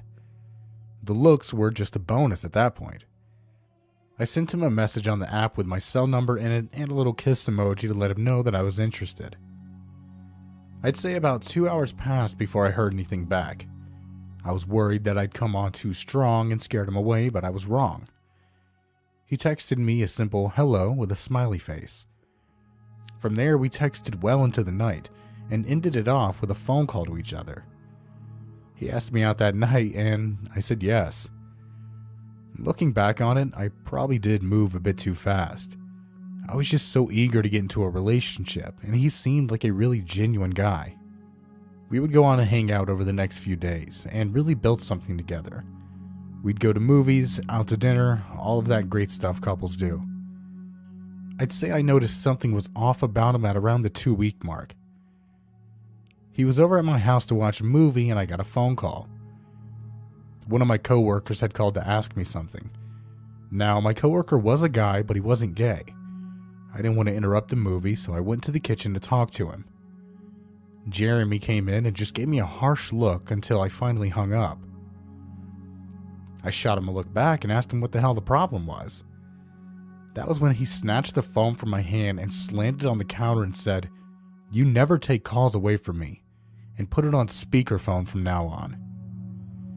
I was completely dumbfounded. I had no idea what to say, so I just nodded. He huffed and puffed and then left soon after. I should have broken it off there, I know. Seeing him like that, though, worried me as to what he could do to me. I was a pretty scrawny dude, and he was borderline bodybuilder. On top of that, he called me later that night and apologized. I forgave him, and soon we were back on good terms. A few days passed, and we had both seemed to have forgotten about the whole thing. I'd been lucky enough not to get calls with him around, so I never found out if he was serious about what he said. It was around the 3-week mark that shit hit the fan again. And this time we were out in public, right outside my workplace. I'd just gotten off and was walking out with my coworker, a different one than before, and gave him a hug before heading to my car. For full transparency, I was hugging him because his mother had passed away 1 year ago on that day. I was just showing my support. When I got in my car, I nearly jumped out of my skin. Jeremy was sitting in the passenger seat. He was pouring with sweat, which meant he had to be there for a while. It was around 80 outside, so I can't imagine what it was in the car. I asked him what he was doing, and he simply said, "Waiting." I pressed on, and eventually he said, "I'm waiting for some kind of explanation. I watched you all day laughing and joking with that fucking trout farmer. Is there something you want to tell me?" I really didn't know how to respond. I explained that he was just a friend, and then I went on to explain the hug. It had completely went over my head that he'd said he was there the entire day. I'd worked a double shift that afternoon. When I asked him why he watched me, he said, "I can't trust you. You're talking to other men and hugging them now too. Soon you'll be..." I stopped him by raising my hand up to him. I told him to get out of the car and never talk to me again. We were done. He got out fuming and going on about how I was a terrible person before slamming the door and letting me drive off.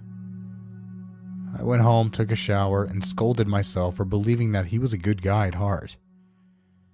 I saw then that he wasn't, and was happy to have him out of my life. Of course, this wouldn't be much of a cautionary tale if that was the end. A week or so passed before I heard from him again. I'd blocked his number and changed locks so he wouldn't be able to get in touch with me, but he was resilient. The police had to show up once or twice to get him away from my house. He would park outside and just sit there, staring up at my window. Finally, I filed a restraining order to keep him away from me. It worked for a week.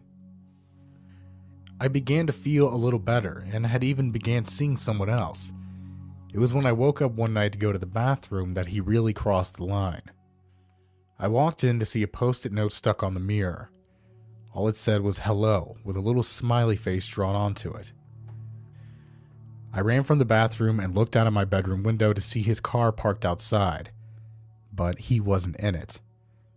He had to have been in the house somewhere, so I closed my bedroom door, locked it, and called the police.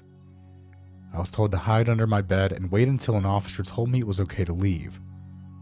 I don't remember a whole lot of what happened, as I was more worried about not getting hurt. All I really remember was seeing the lights from the window, hearing a bit of a scuffle outside my bedroom before the buzz of a taser sounded and someone fell to the floor. Not long after that, I was told it was okay to leave and that he was in custody. He was arrested, although I don't remember the charges, but I never saw him again after that.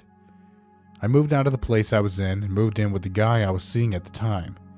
I was even able to get it transferred to a different store for my job. Nowadays, I'm still with the same guy I got with after Jeremy, and I couldn't be happier. I hope you all can take something from this story. Be careful of who you trust. Take notice of the signs, unlike I did.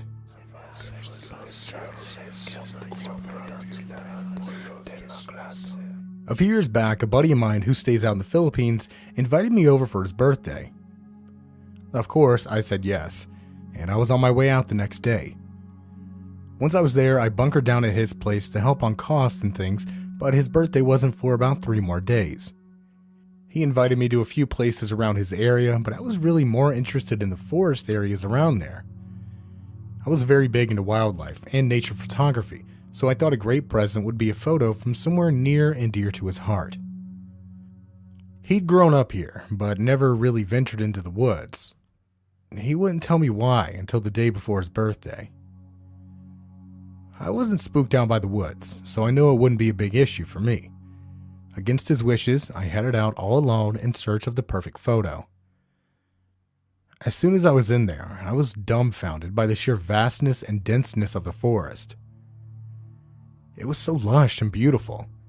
It was just as scary, however, seeing as I could easily get lost. I stuck to whatever makeshift trails I could find and set out. Before I knew it, I seemed to have been completely lost.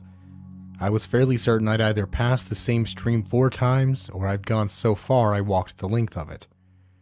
Knowing it was most likely the latter, I decided it was time to head back. I had already got a ton of great shots, and on top of that, the sun was beginning to leave the sky. As I'm walking back, I hear something call out from above me. It sounded like a crow at first, but as the sound resonated through the trees, I knew it couldn't have been. There was just something off about the sound. Before I could pinpoint it, I heard it again and then felt a huge gust of wind before being struck on the back of the head and falling to the ground. I heard the lens on my camera snap and break under my weight.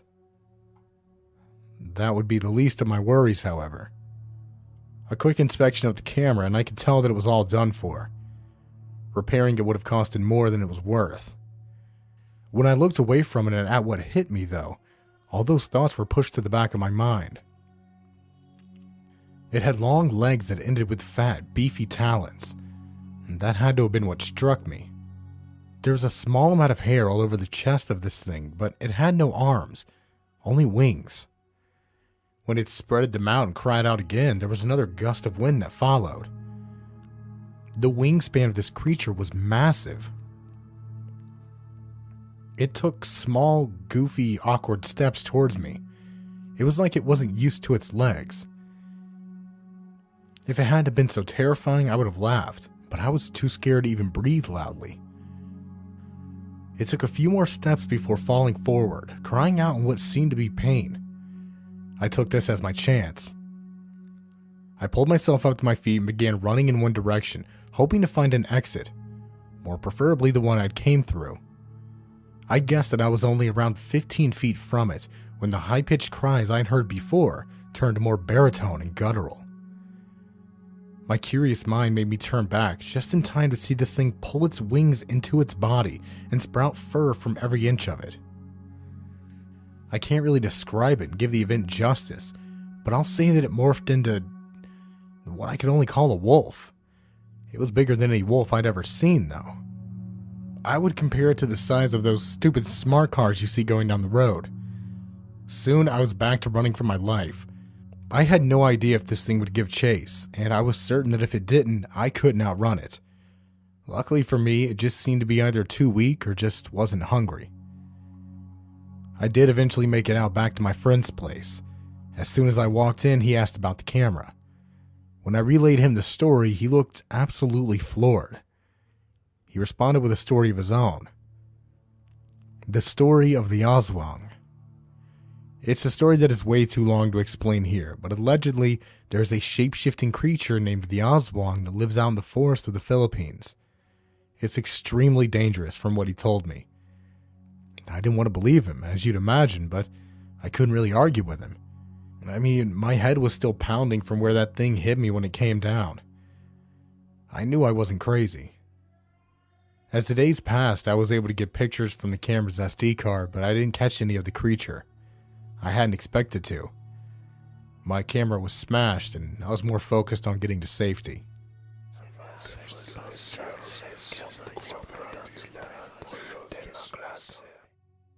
This happened to me around 5 years ago, so I apologize if I can't give you all the details.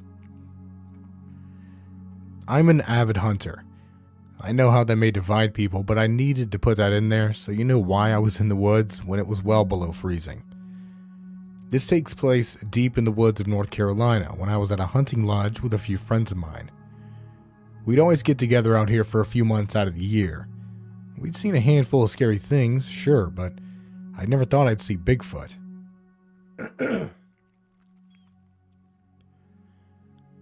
I was up in my tree stand looking out across the forest, and my buddy was a few hundred yards back in his. We both had walkies on us in case of emergency.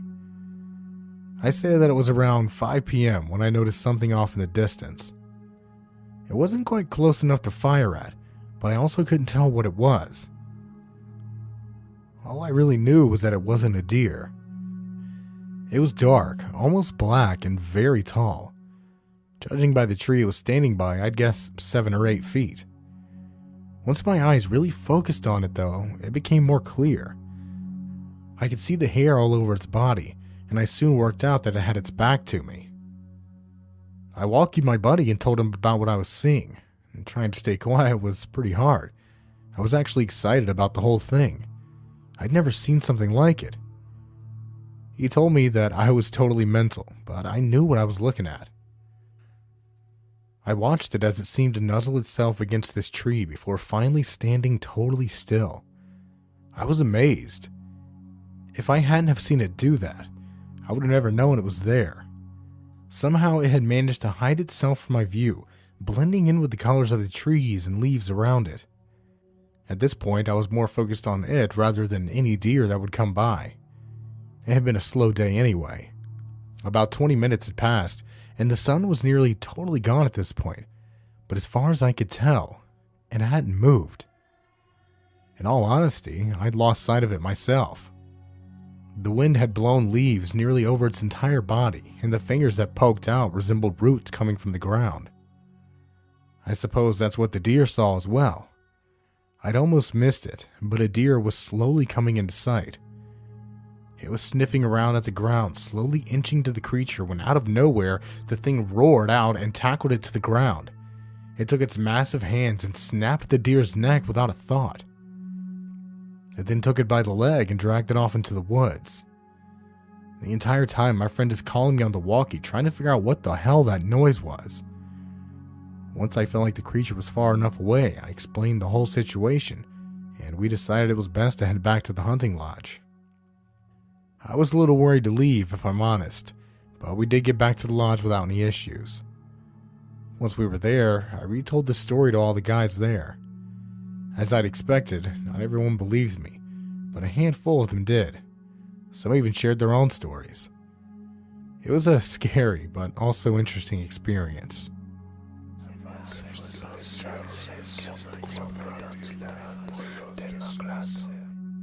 I recently went camping near the base of a mountain range. Now, it probably wasn't my greatest idea seeing all the trails and things were completely covered in snow, but I didn't mind.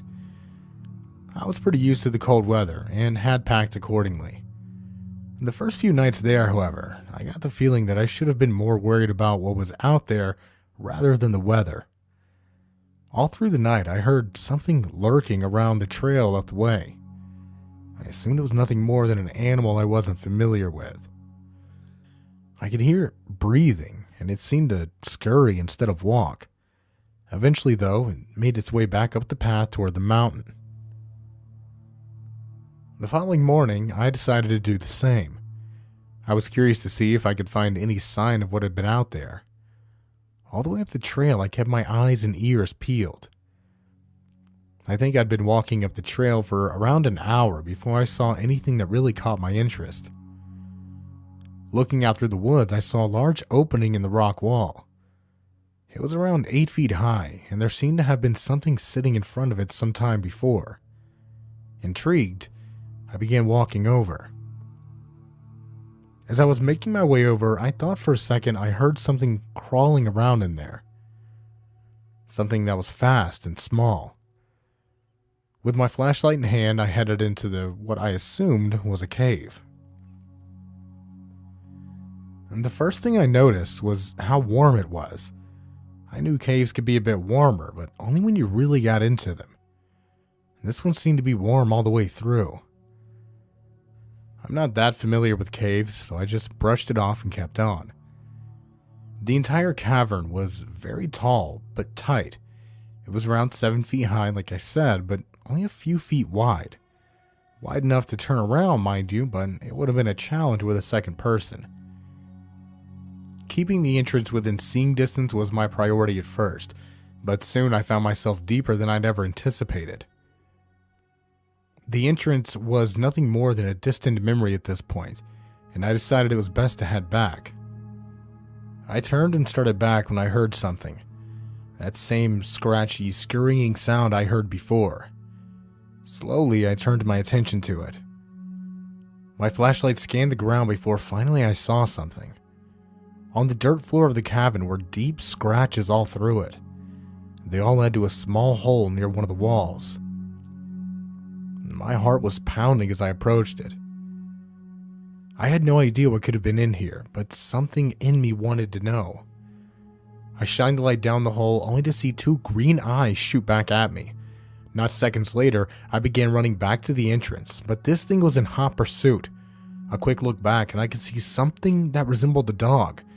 It ran like one, but it was emaciated, thin, and looked like it could be blown away with a strong wind.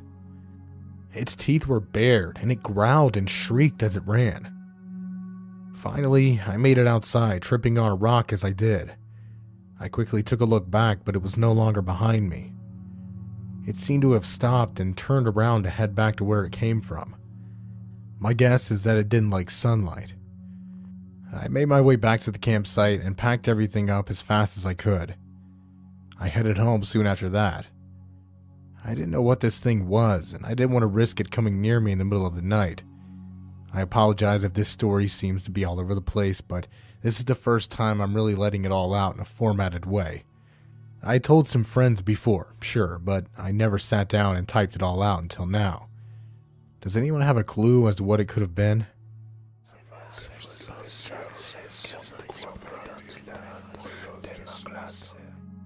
I need some help. Please don't write this off as some insane internet user begging for attention. I really do have a problem, and no, it has nothing to do with my mental state. The past few weeks, I've noticed things moving around, going missing, or being broken. It started pretty tame. My phone would go missing, and I'd find it somewhere I would normally leave it. For example, I'd fall asleep with it beside me, only to hear it going off in the bathroom the following morning. And then it started showing up downstairs and once under my mattress. I was getting a little scared and aggravated, but I shook it off. That was until I saw the thing doing it about a week after the first incident. I had woken up to get some water. Now, I keep all the lights off in my bedroom while I sleep. No television or anything like that. So when I woke up, I had to reach over and turn on my bedside lamp. That way I wouldn't trip over my dog. When I clicked it on, I heard something fluttering, kind of like a large bug's wings.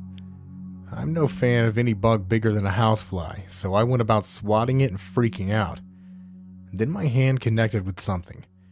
It felt fleshy and long.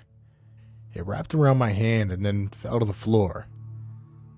I thought I was dreaming. There was something about 3 inches tall lying on the floor with large dragonfly-type wings on it. That's what I thought it was, too. I looked closer, though, and saw 2 legs and arms. It was all black, with white ooze leaking from it. I didn't know what the hell to do, so I picked it up with some toilet paper and flushed it. In the following days, I would see more of these. These little things flying past me so fast, all I felt was a quick gust of wind. They knocked things off counters, slammed cabinets at night, and I even found one on top of me when I woke up one night. I don't know what to do. These things are invading my home, and it seems as if they're never going to leave. I've killed more, but it hasn't stopped. Even as I'm writing this, I can hear them giggling off somewhere in the room. I don't want to believe that my house is infested with fairies, but that seems like the only thing that makes sense. That's why I gave you that little disclaimer at the top. Please take this post seriously. I'm really in need of help here.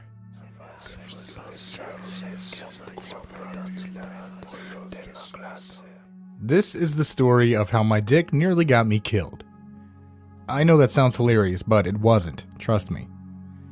So I have a smoke shack hidden well in the woods near my house. My roommate isn't a big fan of pot being in the house, seeing that it isn't legal here yet, so I went about smoking in the woods. The shack, when I came across it, was like a blessing in disguise. I finally had a place to hang out all by myself, and it was far enough that no one would be able to find it, unless they were really looking for it or were totally off the trail. Anyway, I'll stop bragging here and get on to what I wanted to share with you guys. I just finished rolling up a fatty when I heard someone walking around outside. I thought it was my roommate at first. He was one of the only people who knew where the shack was. This was just in case he couldn't get in touch with me over my cell. I stepped out, putting the blunt behind my ear, and was completely shocked by what I saw. Firstly, she was beautiful. Without sounding too misogynistic, I'll just say that given what she was wearing, she was very aware that she looked great.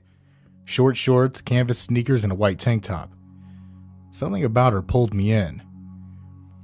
I stepped over to her and introduced myself.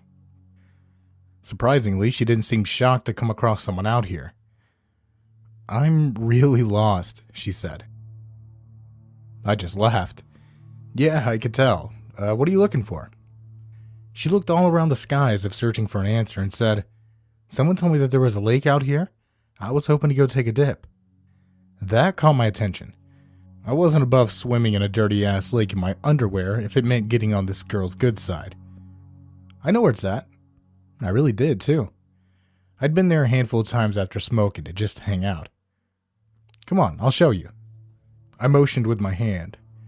She flashed a quick smile for a second, and I thought I saw her tongue, but it was black.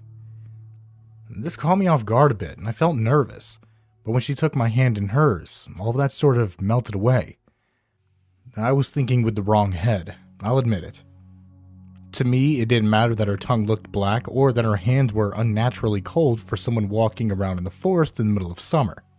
None of that mattered because I had all intentions of getting laid. We'd walked and talked for quite some time. She told me all about herself and I reciprocated with my own personal trivia. I'd say it was about 10 minutes into the walk that I realized something was definitely wrong. I'm not sure how she'd done it, but she had slowly gotten us totally off trail, and I was now in a place of the forest I didn't recognize. I let go of her hand, and she walked ahead a little bit. When she realized I wasn't walking with her, she turned to look at me, and that's when the blood finally started running to the correct organ. Her skin had began to darken and was slowly turning a hue of blue-gray. Her eyes were totally blacked out, and the tongue? It really was black. Now it was dangling from her jaw like it was being held on with just a tendon. I began backing up, trying to get the courage up to run, but there was something holding me back. I just couldn't bring myself to do it. Her skin was still darkening and it began to tighten around her. It was like the moisture had been sucked from her body. I could see the outline of ribs and other bones. Soon she was so emaciated that her clothes fell from her body. She then dropped to all fours and began hissing and growling. Long nails protruded from her fingers, and her teeth seemed to have become pointed fangs. I started running in one direction, hoping to come across something I was familiar with, but I could hear her on all fours, pounding the ground as she ran. I'm not sure if calling it a she would be correct, but I really have no idea what else to call it. I eventually came across the trail and was finally on more stable ground. I didn't have to worry about downed trees or limbs. I could just book it. The entire time I was running, I could hear her behind me, taking deep, labored breaths as she pressed forward. She only stopped coming after me after I broke through the trees and was back on the field I walked through to get to them. I could hear her running off, breathing heavily and snarling as she went. It's been a few weeks since all that happened, and I've been back to the shack without issue. I don't know if this was a one-off thing or if she's going to come back, so I've been pretty cautious. Now when I go out, I keep a weapon with me at all times. I also try to bring a friend with me if I can. I suppose I should have done that in the first place, but I never thought I'd come in contact with whatever the hell that thing was. If anyone has an idea of what it was, I'd love to hear it.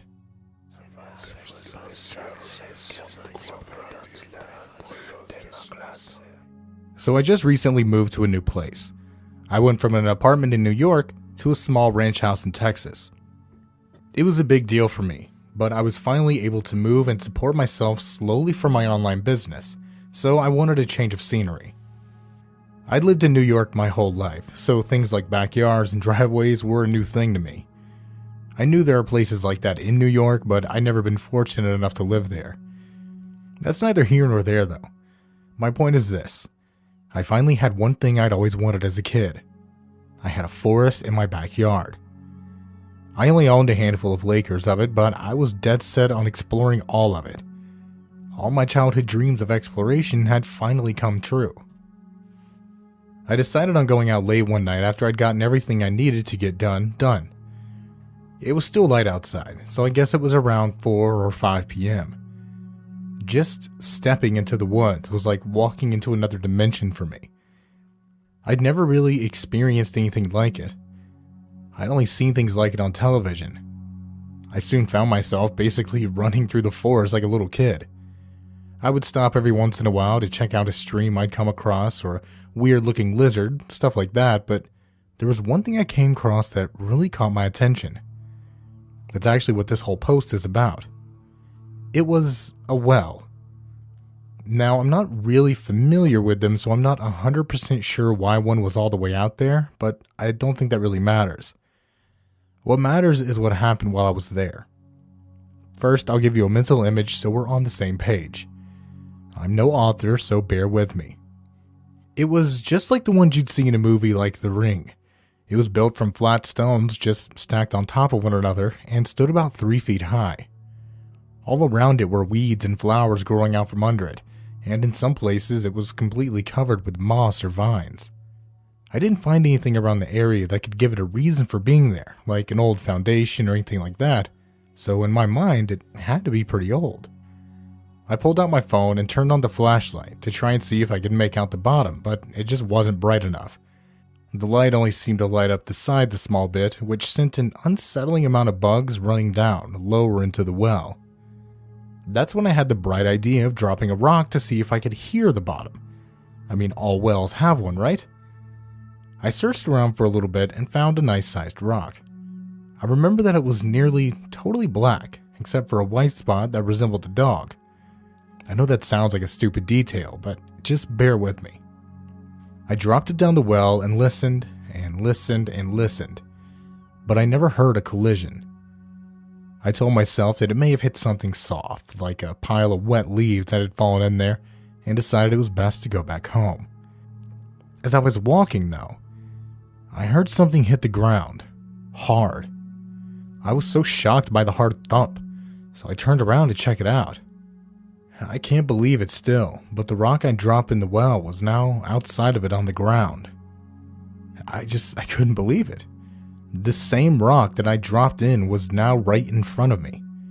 It even had that distinctive white spot. Curious and intrigued, I dropped it in a second time, this time taking a few steps back but keeping an eye on the well. A few seconds passed, maybe 10 or 15, and I saw the rock I dropped down the well come soaring down from the sky and slam onto the ground right in front of it. That was when I came home and started writing this post. It really freaked me out, and I was hoping someone here would be able to help me figure out what's going on here. I never saw the rock come up out of the well, by the way. It just fell straight down, seemingly out of nowhere. I'm not sure what the hell is going on with this thing, but I'm really looking for answers.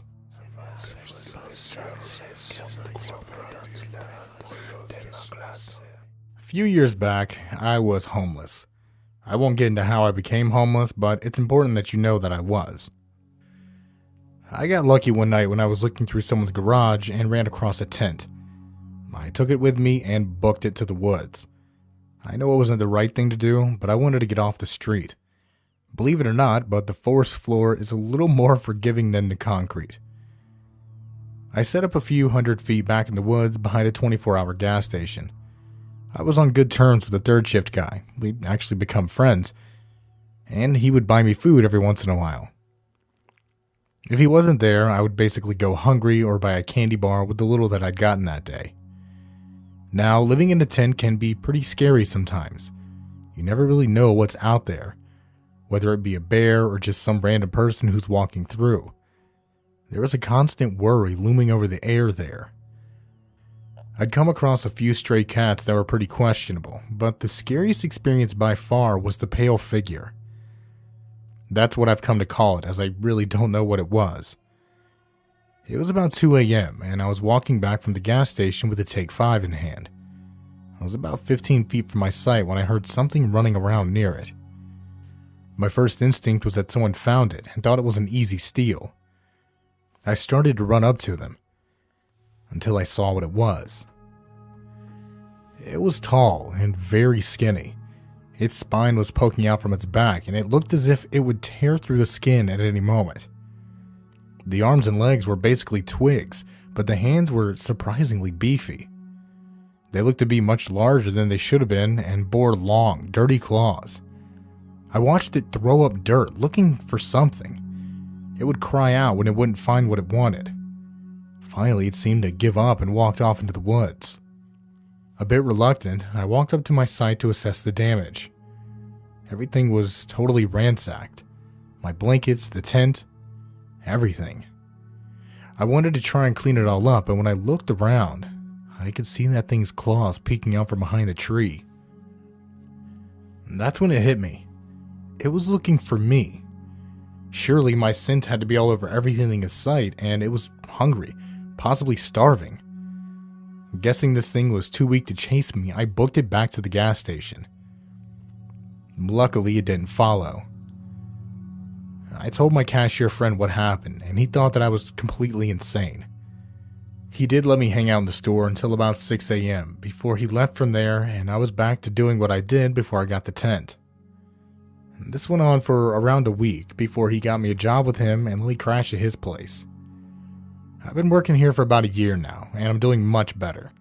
It doesn't pay much, but it's definitely better than nothing. I still find myself looking out to those woods, wondering what happened to that thing out there. I did go back out there one time after all this, and didn't see any sign of it. All that was there was a wrecked campsite. I cleaned it up and went about what I was doing for the rest of the day. Does anyone have any idea what that could have been?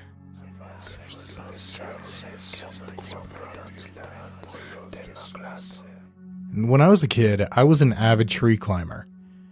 My parents even encouraged me because it kept me active. When I was 8, though, something happened that put me off of it for a little while. It happened while we were walking to a campsite in the forest.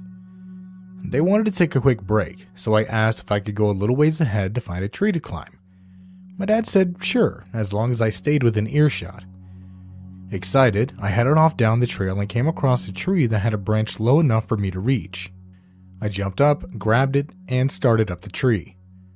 It was incredible. I was climbing like I never had before. It felt like there was always a limb for me to grab onto, and before I knew it, I was higher than I'd ever been.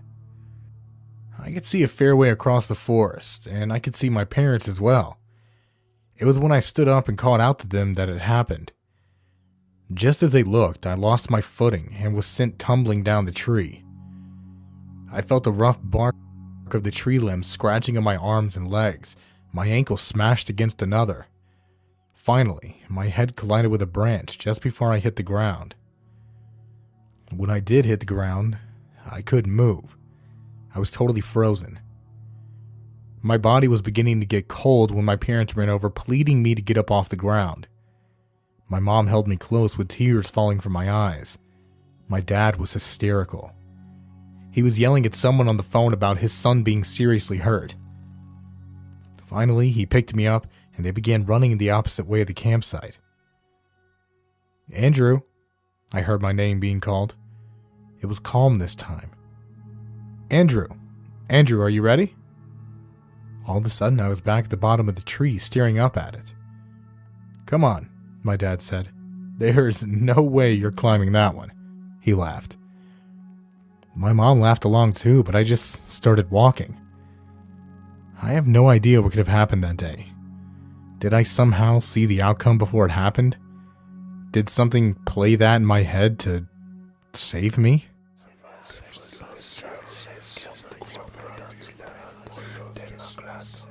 My wife won't stop sleep talking about how she wants to kill me.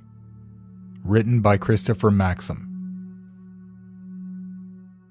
My wife and I moved into our new apartment just a few months ago. It was a downgrade from our previous home, as we had lived in a large but quaint cottage. It had been my wife's dream home for the 3 years that we lived there. We didn't want to leave, but it was a necessary step for us. You see, Jessica and I used to live down south. Everything was going well for a while, but my law firm decided to promote me out of the blue. It was unexpected, but very much appreciated. Unfortunately, the job entailed transferring to another one of our many locations. The one in question was located in New England. We spoke long and hard on the matter, and after much deliberation, Jess agreed to move. It's important to note that the dollar doesn't stretch as far up north as it does down south. It's also harder to find employment. And that's why we're downgrading our living space. Until Jess could find another job, we would have to suffer. At least that's the way she looked at it. Tensions were high the first few weeks after the move. I could tell Jess was irritable. She missed the old house, our old friends, and working a steady job. She had nothing to do with her time, so she was bored out of her mind. This led to many fights. For a while, it seemed like we would never settle in. About a month after the move, things started looking up. Jess found temporary work as a part-time editor at the local TV station. She loved the work and couldn't have been happier with her coworkers. It seemed like everything was going fine. Not perfect, but fine. This is when the sleep talking began. It was to be expected, and honestly, I'm surprised it didn't start up sooner. You see, my wife is a restless sleeper whenever there's a big chance in her life, good or bad. It happened when we got married, when we moved into our first home, and when she had the miscarriage. And I'll touch more on that later. Jess knows she sleep talks, as I used to bring it up from time to time. I would laugh each morning recalling the things that she said the night before. This always made her uncomfortable. She seemed to be embarrassed by it. That's why, after her first night of sleep talking in our new apartment, I didn't say anything. The sleep talking went on for a couple weeks. It was at this time that her temp job at the TV station had come to an end. Without a job to keep her mind off things, her nightly outbursts became worse. She began screaming at odd times during the night, in which I would be forced to calm her down. One night, her scream turned into tears. As she was crying, she said something I'll never forget. "I wish you were dead." I knew my wife was asleep, but as I sat there by her side, Calming her the best I could, I felt the need to press the matter. "You wish who were dead, hun?" To my surprise, she responded, "You." This caught me off guard. It's a strange thing to want your husband dead, and even stranger while you were asleep. "Why?" I asked. "You're ruining my life." Those 4 words cut deep. Whether they were meant or merely the product of a tired mind, they were the kind of words that demanded self-reflection. I wondered for a moment if I really was ruining her life, or at least if I were to blame for her night terrors. My wife remained silent for the rest of the night. I know this because I stayed up. Contemplation and worry kept me from a good night's rest. I didn't believe for a second that my wife actually wanted me dead, but her late-night antics were certainly a cause for concern. Between the screaming episodes and the morbid dialogue, this was the worst her condition had ever been. And the next morning, I came pretty damn close to telling her about what had happened, but I kept thinking about how she'd react and what she'd say. It was too much. I didn't want to burden her any more than I already had, especially after she'd just been laid off. In light of all this, I kept my mouth shut. The following night, the screams were gone. This was a comfort, but a fleeting one. Out of the blue, just as I was about to shut my eyes and call it a night, the sleep talking commenced once again. Sometimes I think about how I do it. I chalked this statement up to pure dream-induced nonsense, but then she continued. "While you're asleep in bed, I'll get up and go to the kitchen." I didn't know what she was talking about, but as she kept speaking, it dawned on me. There were some moments of inaudible gibberish, but from the bits and pieces that were fluent, I could paint a pretty good picture of what she was trying to say. Reach into, grab knife, over and over again. Blood oozing off the bed. Can't ruin my life anymore. My wife was describing her plan to murder me. As deeply unsettling as this was, I couldn't help but chuckle to myself. It was just a dream after all, nothing more. I can't say I haven't done some weird things in my own dreams, things I would never do in real life. Jess was mad at me over the move, and she was working out her frustrations while she slept. At least, that's what I convinced myself. The sleep talking continued for a few weeks.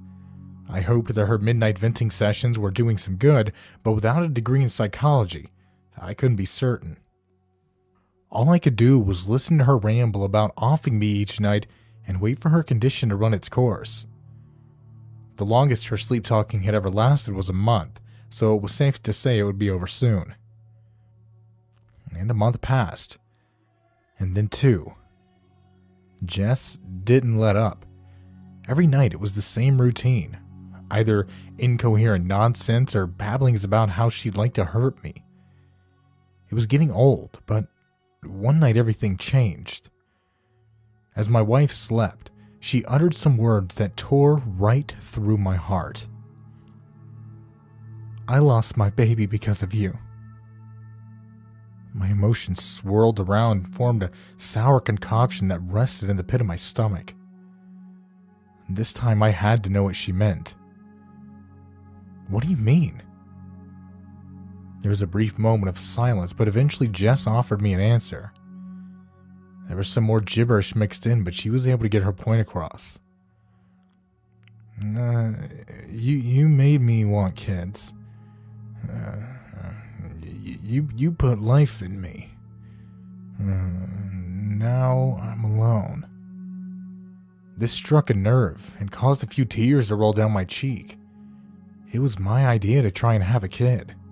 Jess never wanted children, but she made herself want to for me. That's why, after the miscarriage, I was surprised to find her absolutely devastated. I had no clue how much she'd warmed up to the idea of having a baby. My tears were interrupted by more sleep talking, of the worst variety. "I will kill you. I promise." That was the last thing she said all night. It's been roughly a week since my wife made that promise. As disturbing as that threat was, I could have easily brushed it off with the rest, assuming it too was the product of stress and was nothing for me to worry about. Unfortunately, I just can't stop worrying about it. Jess is scaring the hell out of me.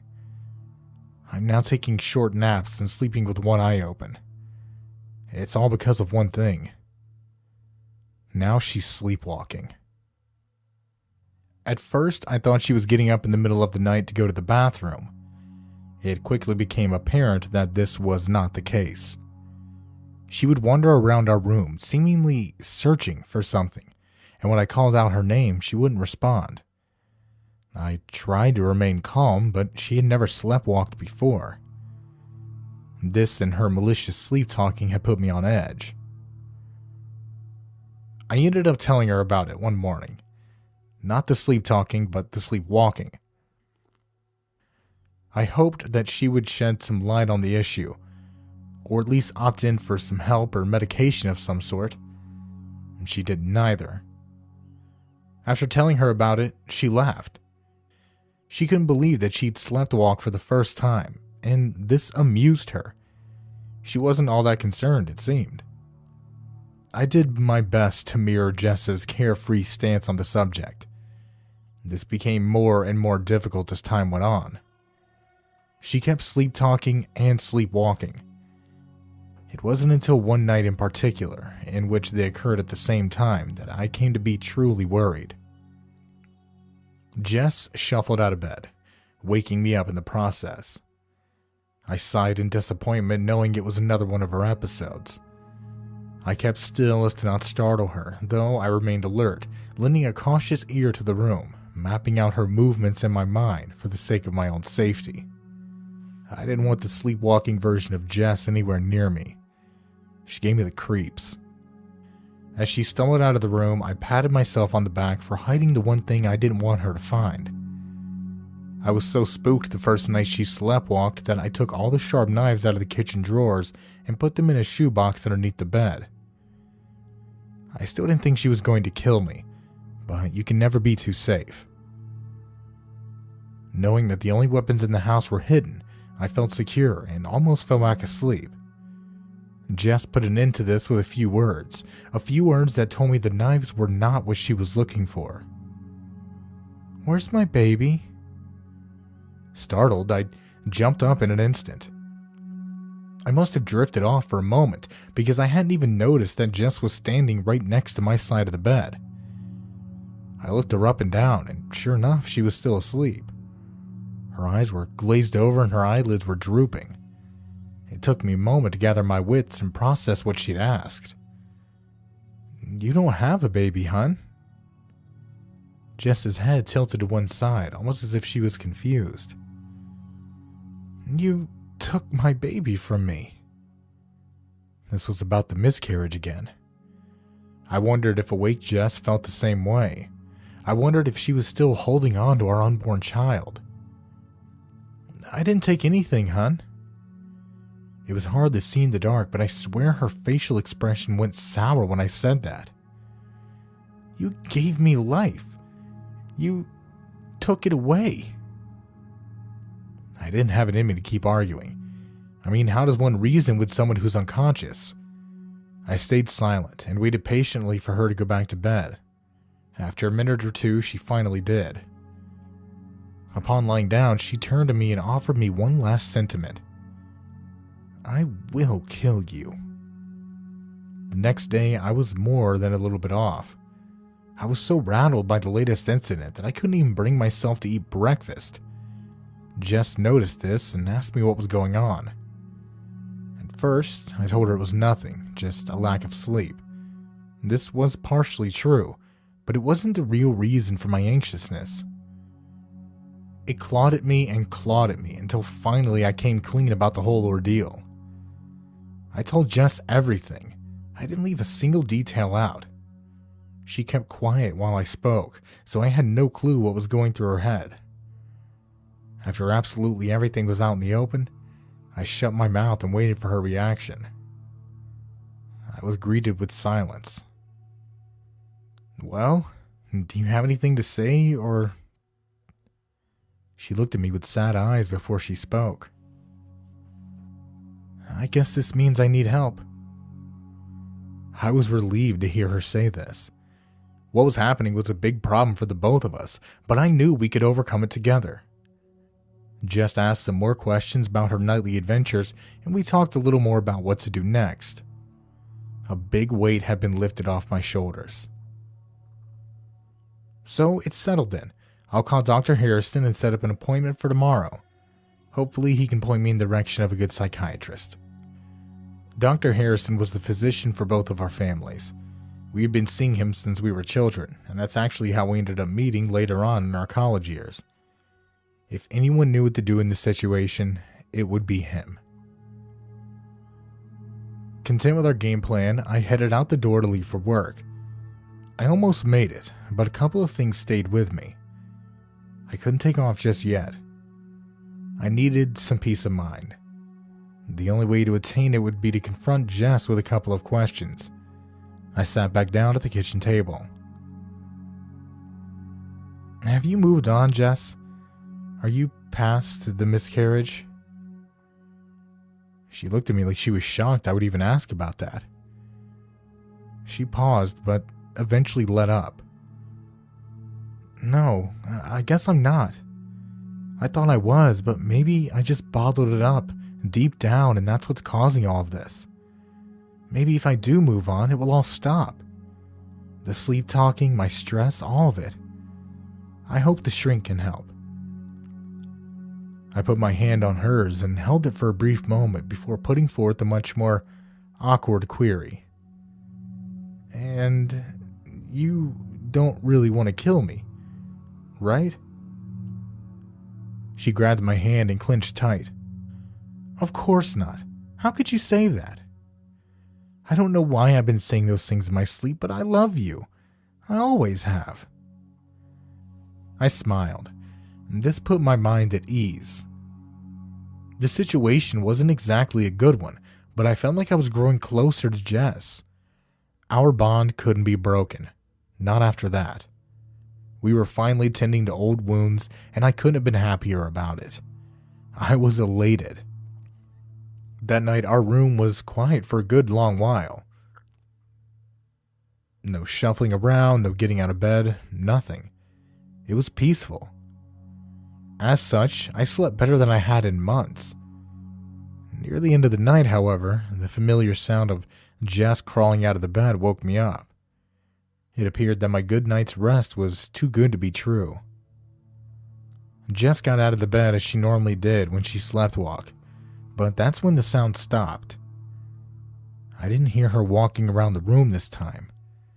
I thought maybe she'd gone to the bathroom, but then I realized I hadn't heard the bathroom door open either. I decided it might be in my best interest to see what's going on, so I rolled onto my back, sat up, and rubbed my eyes to get a better view. There at the foot of our bed was Jess. She was standing as still as ever and looking directly at me. A batch of familiar words ensued. "I'm going to kill you." Being used to the routine by now, I attempted to coax her back into bed. "Honey, you're asleep. Come back to bed." She continued to stare at me.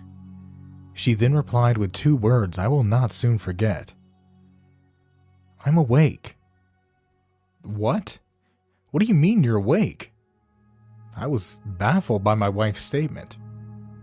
"That's right, I'm wide awake. In fact, I was never asleep in any of the times you heard me sleep talking." I looked at her in disbelief, unsure of how to respond. "I wanted you to get scared. I wanted you to feel at least a tenth of the misery I've gone through being married to you." "What are you talking about?" is all I could bring myself to say. She became hysterical and started crying. "I didn't want a baby. I didn't want to move.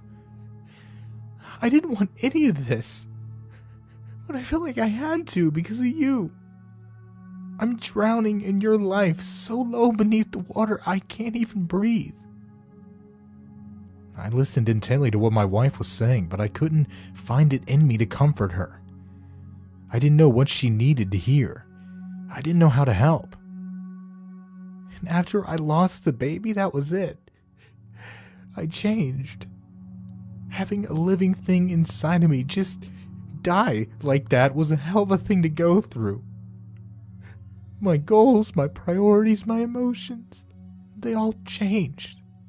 My whole world was different. I couldn't even close my eyes at night without seeing the face of our unborn child in our dreams.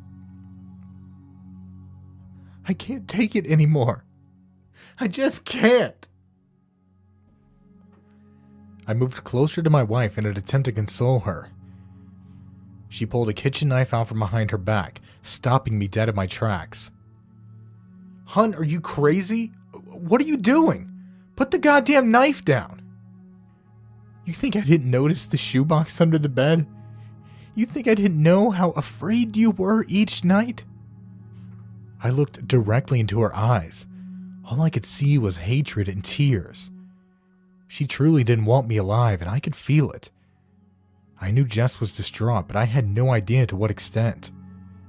If only I'd noticed. If only I'd paid more attention. You made me want this baby. You did this to me. She paused for a moment and wiped some of her tears away before continuing. I tried so hard to keep going for you, but I don't want to feel trapped anymore. Our baby is somewhere in the afterlife, all alone. We need to go take care of it. We are its parents. That's why it's time for us to go. I couldn't believe it.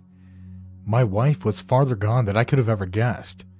She wanted to kill me and herself so we could be with our baby again. I needed to do something, and fast. Okay, hun. You're right. Let's do it. Jess's face lit up as I said this, but I was only trying to buy a little time. I slowly got out of bed as not to alert her to my plan. Once I was in the standing position, I quickly grabbed the comforter off the bed and tossed it at my wife. I then ran past her as quickly as I could. I felt a sharp jab in the process. Her knife had pierced the blanket and a bit of my skin. Still, I made it out of the bedroom and into the bathroom, where I swiftly slammed the door shut behind me and locked it. I was safe, for the time being. I would have run straight out of the apartment if I thought I'd have made it, but we had a deadbolt on it that sometimes sticks. Chances are she'd have reached me before I could unlock the damn thing. Being stuck in the bathroom was good enough for me. Jess jiggled the knob a few times in anger. Once she realized I had locked it, she began screaming and banging on the door as hard as she could. This lasted for all of about 3 minutes before she broke down and started crying. That's when she tried reasoning with me. Don't you want to see our baby? I wonder if it's a boy or a girl. I bet it's a boy. I can see him now, our beautiful son. He has your eyes. Can't you see it, honey? Don't you want to be there with me? I didn't respond. Anything I could say wouldn't make a difference. Jess had gone off the deep end, and there was no way back up. I felt sorry for her, but in that moment, I was feeling much more sorry for myself. All I could think about was getting the hell out of there. Jess stopped talking to me after a while, and I heard her crying for a little bit, but eventually that stopped too. Silence began to fill our apartment, and half of me wondered for a split second if she'd passed out or something. But my other half told me it could be all part of her plan. She wanted to lure me out, and then go in for the kill when I least expected it. Without a clear course of action, I stayed put. It was all I could do. An hour passed, and then another. I was growing tired, but I didn't want to fall asleep. For all I knew, that's what she was waiting for. And then she could pick the lock without me noticing. Nice try, hun, but you'll have to do better than that. Even still, I could feel myself drifting off. I knew then eventually I would end up fast asleep. Whether it was actually a decent plan or the byproduct of an exhausted brain, I decided that I'd have to make a run for it. I prepared as best I could. I let the sink drip quietly and placed my hands under it. I threw the water in my face in an effort to stay alert. I shut the bathroom light off and stayed there for about 10 minutes so my eyes could adjust to the dark. I fed myself the classic "it's now or never" pep talk, then turned to the bathroom knob. And this was it. I opened the door slowly. I looked around and made a mental map of the apartment. Living room to my left, kitchen around the corner, and then the apartment door. There was a recliner near the corner, so I'd have to be aware of that and not trip on it on my way out. I looked over at the bedroom and noticed that the door was shut. This was a good sign. Perhaps Jess had locked herself in. Without thinking about it too much, I dashed out in haste. I ran straight for the living room couch, giving myself plenty of room for a wide turn. Upon turning, it was a straight shot to the apartment door right past the kitchen. Jess was nowhere to be found. With this in mind, I sprinted towards the door, but when I ran past the kitchen, something impeded my escape. Something sharp. Just as I was about to make my getaway, Jess came out from the kitchen and thrusted her blade into my shoulder. I fell back against the wall and screamed in agony. She'd been waiting there for me the whole time. I should have been more careful, I thought. In hindsight, I should have tiptoed and surveyed my surrounding a bit more, but I was tired and scared at the time. Jess pulled out the knife, and instead of stabbing me again like I'd expected, she spoke. "Our baby will be so happy." Jess was proud. She'd finally stabbed me, but it was clear she didn't have a plan past first blood. Maybe she thought one stab is all it would take, or maybe she was too tired to think straight. Either way, I took advantage of her absent-mindedness. Though it was painful to move, I bolted back to the living room. I purposely brushed up against the recliner, making sure to get as close to it as possible without stumbling into it. Just as I'd hope, Jess followed me to a T. She collided with the chair and fell face first on the floor. I turned back and ran right over her. I reached the door, fiddled with the lock, and got out there as quickly as I could. With the help of a neighbor, I called 911 and was taken away on a stretcher. I lost a lot of blood, but they patched me up just fine. As for my wife, she didn't make it. She could have escaped before the authorities showed up, but she didn't. She cut open her wrist and bled out on the living room floor. Nothing would stop her from being with our baby. I guess, in her mind, one parent was better than none. In the wake of all this, I don't know how to feel. I'm equal parts a wreck that my wife's dead, and I'm happy to be alive after escaping her. I keep blaming myself for what happened, but I could have never imagined it would lead to this. Though I may never get over what happened, I hope Jessica is happy. She doesn't have to feel trapped anymore. It's times like this that I can't help but wonder, what would have happened had our baby lived?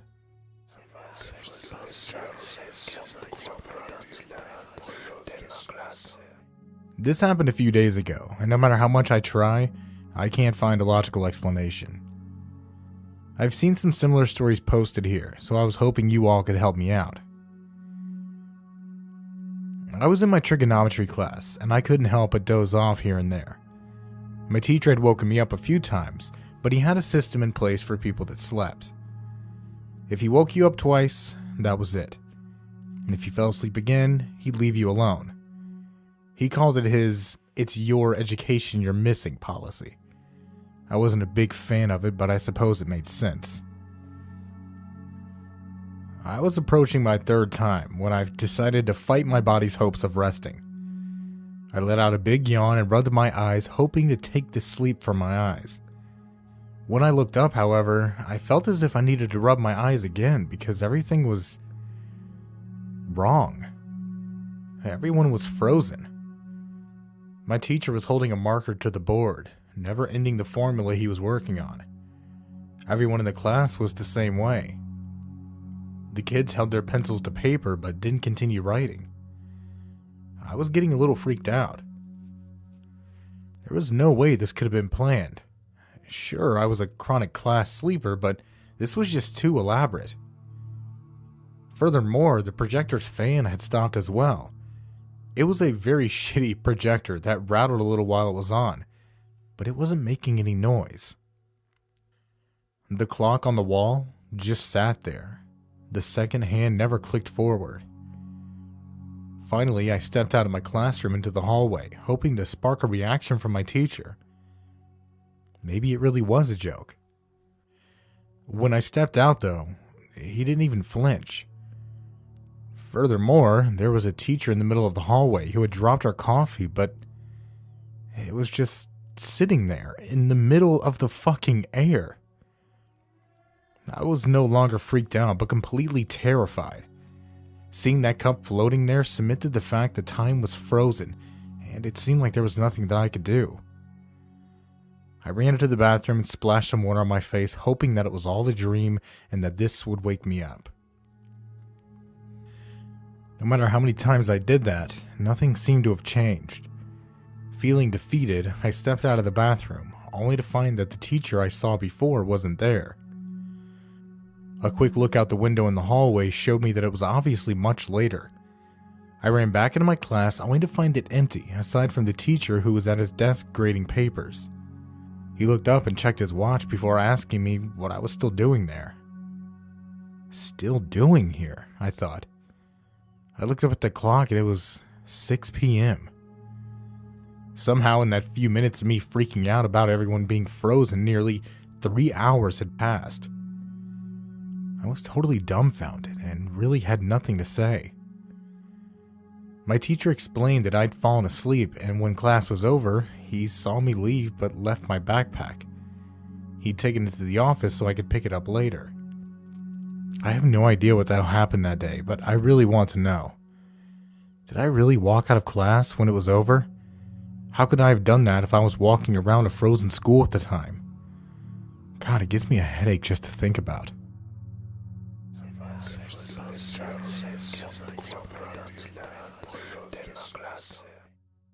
Try and not ramble here, but I'm still pretty freaked out by the events of this story. I'm currently visiting my parents for my dad's birthday, and I've been sleeping in the basement. Surface that sounds terrible, but it's a finished basement. There's a TV, some game systems, and a futon down there. The only thing missing was a mini fridge. Anyway, while I was down there last night, I fell asleep watching some Chopped reruns on a really low volume. I'm not sure how much time passed, but I was woken up by the blasting sound of static. When I jumped out of the bed and looked over, the TV showed the familiar snow-like static that would come up when the cable was disconnected. I searched everywhere for the remotes, but I just couldn't find it. Finally, I retreated to pressing the physical buttons on the TV, but when I got closer to it, I heard it. I heard something. Something underneath that static really caught me off guard. It sounded like a man calling out for help. I could hear his voice, but it seemed so far away. And closer. And that is when he seemed to break through the barrier, because the next time I heard it, it sounded like he was right next to my ear. Shocked, I stepped back and stumbled over the table, falling to the ground. The voice kept calling out for help, but I didn't know what the hell to do. Looking at the television, I saw the black specks of static begin coming together. Soon they formed a figure. It had a large head and a skinny neck. It never moved, but I knew it had to be the thing that I was hearing. Soon after that, it stopped calling out for help and called my name. It called out to me.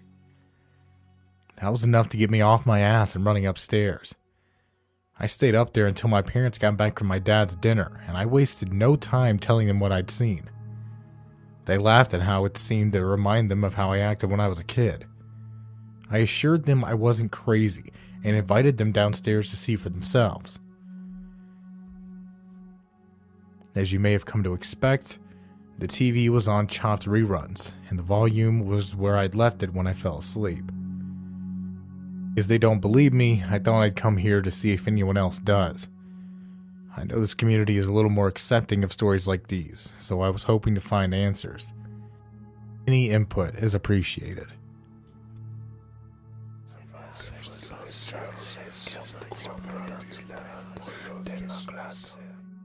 I've had a great deal of sleep paralysis episodes over the years. Some have been tame, others have left me staying up for the rest of the night. A few nights ago, though, something happened that took everything to another level. I believe it was an out-of-body experience. Now, with sleep paralysis episodes, the bad ones anyway, I'd always see tall black figures standing in the corners of my room. They were varying in size, but one thing about them was always there. The smoke that seemed to roll off their bodies.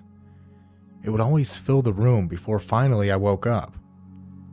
This experience was like that one on steroids. I woke up and felt extremely thirsty. Hoping to fix that, I got up out of bed to get some water. When I turned back to the bed to grab my phone, though, I saw myself sleeping there. I was stunned still. I couldn't move. My mind couldn't wrap around the idea of me standing up and staring over my body that was asleep. That was when a deep, heavy cold fell over me. I looked all around the room and they were back. Those shadows. One of them standing in each corner of my bedroom. One was tall and lanky. Another was short and fat. The other two were warped and seemed to collapse in on themselves. They all made their way closer to me and stood over me. And the tall one was looking down, the short one looked up, and the twisted ones moved their necks back and forward as if studying me. I was shaking in fear, and it felt as if the entire world was speaking to me at once. I could hear voices coming through these things, but they weren't human. I'm not even sure if I can put it into words. The smoke rolled off of them and filled the room until I couldn't breathe. Finally, I woke up, breathing heavy, sweating, and crying. I don't know what to do. I'm afraid to even sleep anymore. Is there any way I can fight this and keep it from happening again? What can these shadow figures stand for? And what did they want?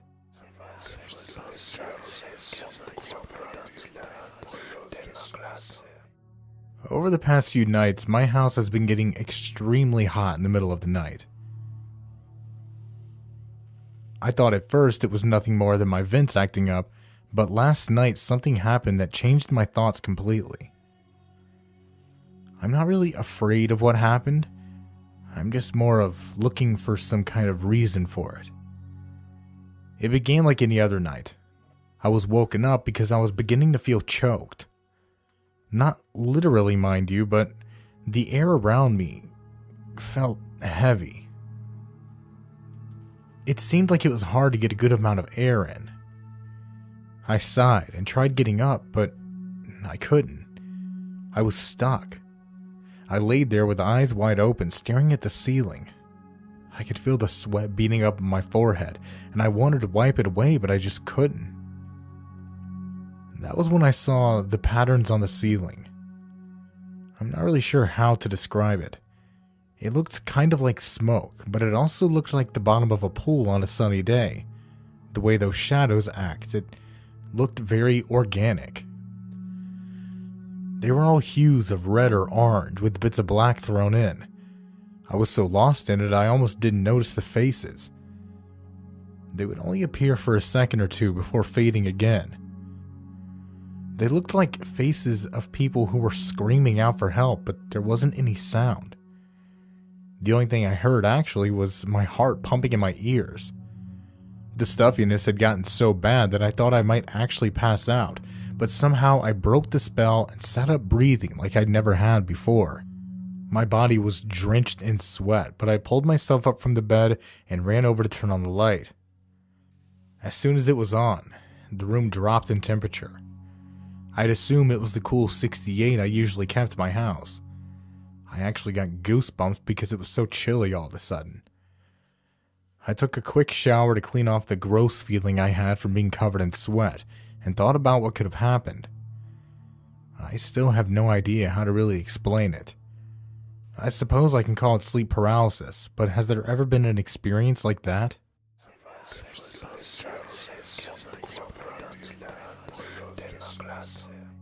I'm no believer in the paranormal, but this is an experience I really have no other explanation for. I was waiting for the subway train late one night after staying some extra hours at the office. I wouldn't have been in the position had my car started. I would find out later that there was apparently some issue with my battery. Anyway, I was in the subway, and that's why. I'd say it was around midnight, and I don't work in the greatest part of town, so I thought it'd be best to take the subway rather than walk home. As it turns out, this would lead to the single most terrifying experience of my life. I was standing near the track when I thought I heard someone scream out in absolute agony. I was staring at my phone at the time, so it really caught me off guard. When I looked up, I didn't see anyone around, until I looked down the tunnel on the tracks. There was someone who seemed to be drunk, stumbling down the tracks. He was screaming out in pain and reaching a hand out in front of him. I couldn't make out any defining features, but I could tell that he wasn't doing very well. I started to believe that he wasn't drunk, but rather hurt. I called the police and tried to explain the situation. I told them that there was some guy screaming his head off on the subway tracks and it looked like he needed some serious help. To my surprise, they told me that this line was meant for emergencies only. She assured me that there were no screams coming from my end and no one could walk down the subway tracks. I was totally dumbfounded. I didn't understand how she couldn't hear this man screaming his head off. It was nearly deafening with the echo caused by the tunnel. I called out to him after hanging up and told him to try and run. Once he got up here, I'd pull him up and call an ambulance to come get him. He never responded with words. He just kept screaming in anguish. It was heartbreaking. Finally, I decided that I'd have to save him myself. He was only about 40 feet away at this point, but as soon as I was about to run over to him, I heard the train approaching. I knew there was no way I'd be able to reach him in time. I watched in horror as the subway train came around the bend. I screamed at him to jump out of the way. I waved down the subway car like a hooker on a slow night. I tried everything. It didn't work. The train came around the bend, and before I could look away, it collided with nothing. As soon as it would have hit me, vanished. Not into a cloud of red mist as I was expecting, but rather a cloud of smoke. I didn't know what to do. I just stood there, totally lost in the moment. Soon the subway car was beside me and the door opened. A few people stepped out and looked at me as if I was insane. I tried to look past it and just got on before it left again.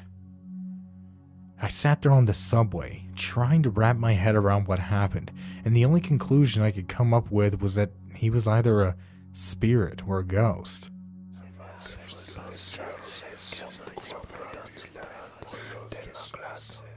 The other night, I lost about 3 hours of time. I know that's a strong way to start, but I've read through some other experiences here, and I thought it would be best to just get to the point. It happened after my buddy and I had just called it a night. He'd come over for my birthday, and it was approaching midnight. He said he was heading out so he could get some sleep before work. I said cool, and he left. After our goodbyes, I went about cleaning up. Now, we were both drinking, but we'd shared a six-pack. I was far from drunk, and obviously he was as well, seeing as I wouldn't have let him drive home if he wasn't. It was when I was loading the dishwasher that the skip seemed to happen. I closed it up and squatted down to set the cycle. When I stood back up, I felt really tired and worn out. It just kind of hit me out of nowhere. I thought that I'd stood up too fast and just got a little lightheaded and brushed it off and headed to bed. I got comfy and went to set my alarm on my phone, but that's when I noticed it. It was 3:30 in the morning.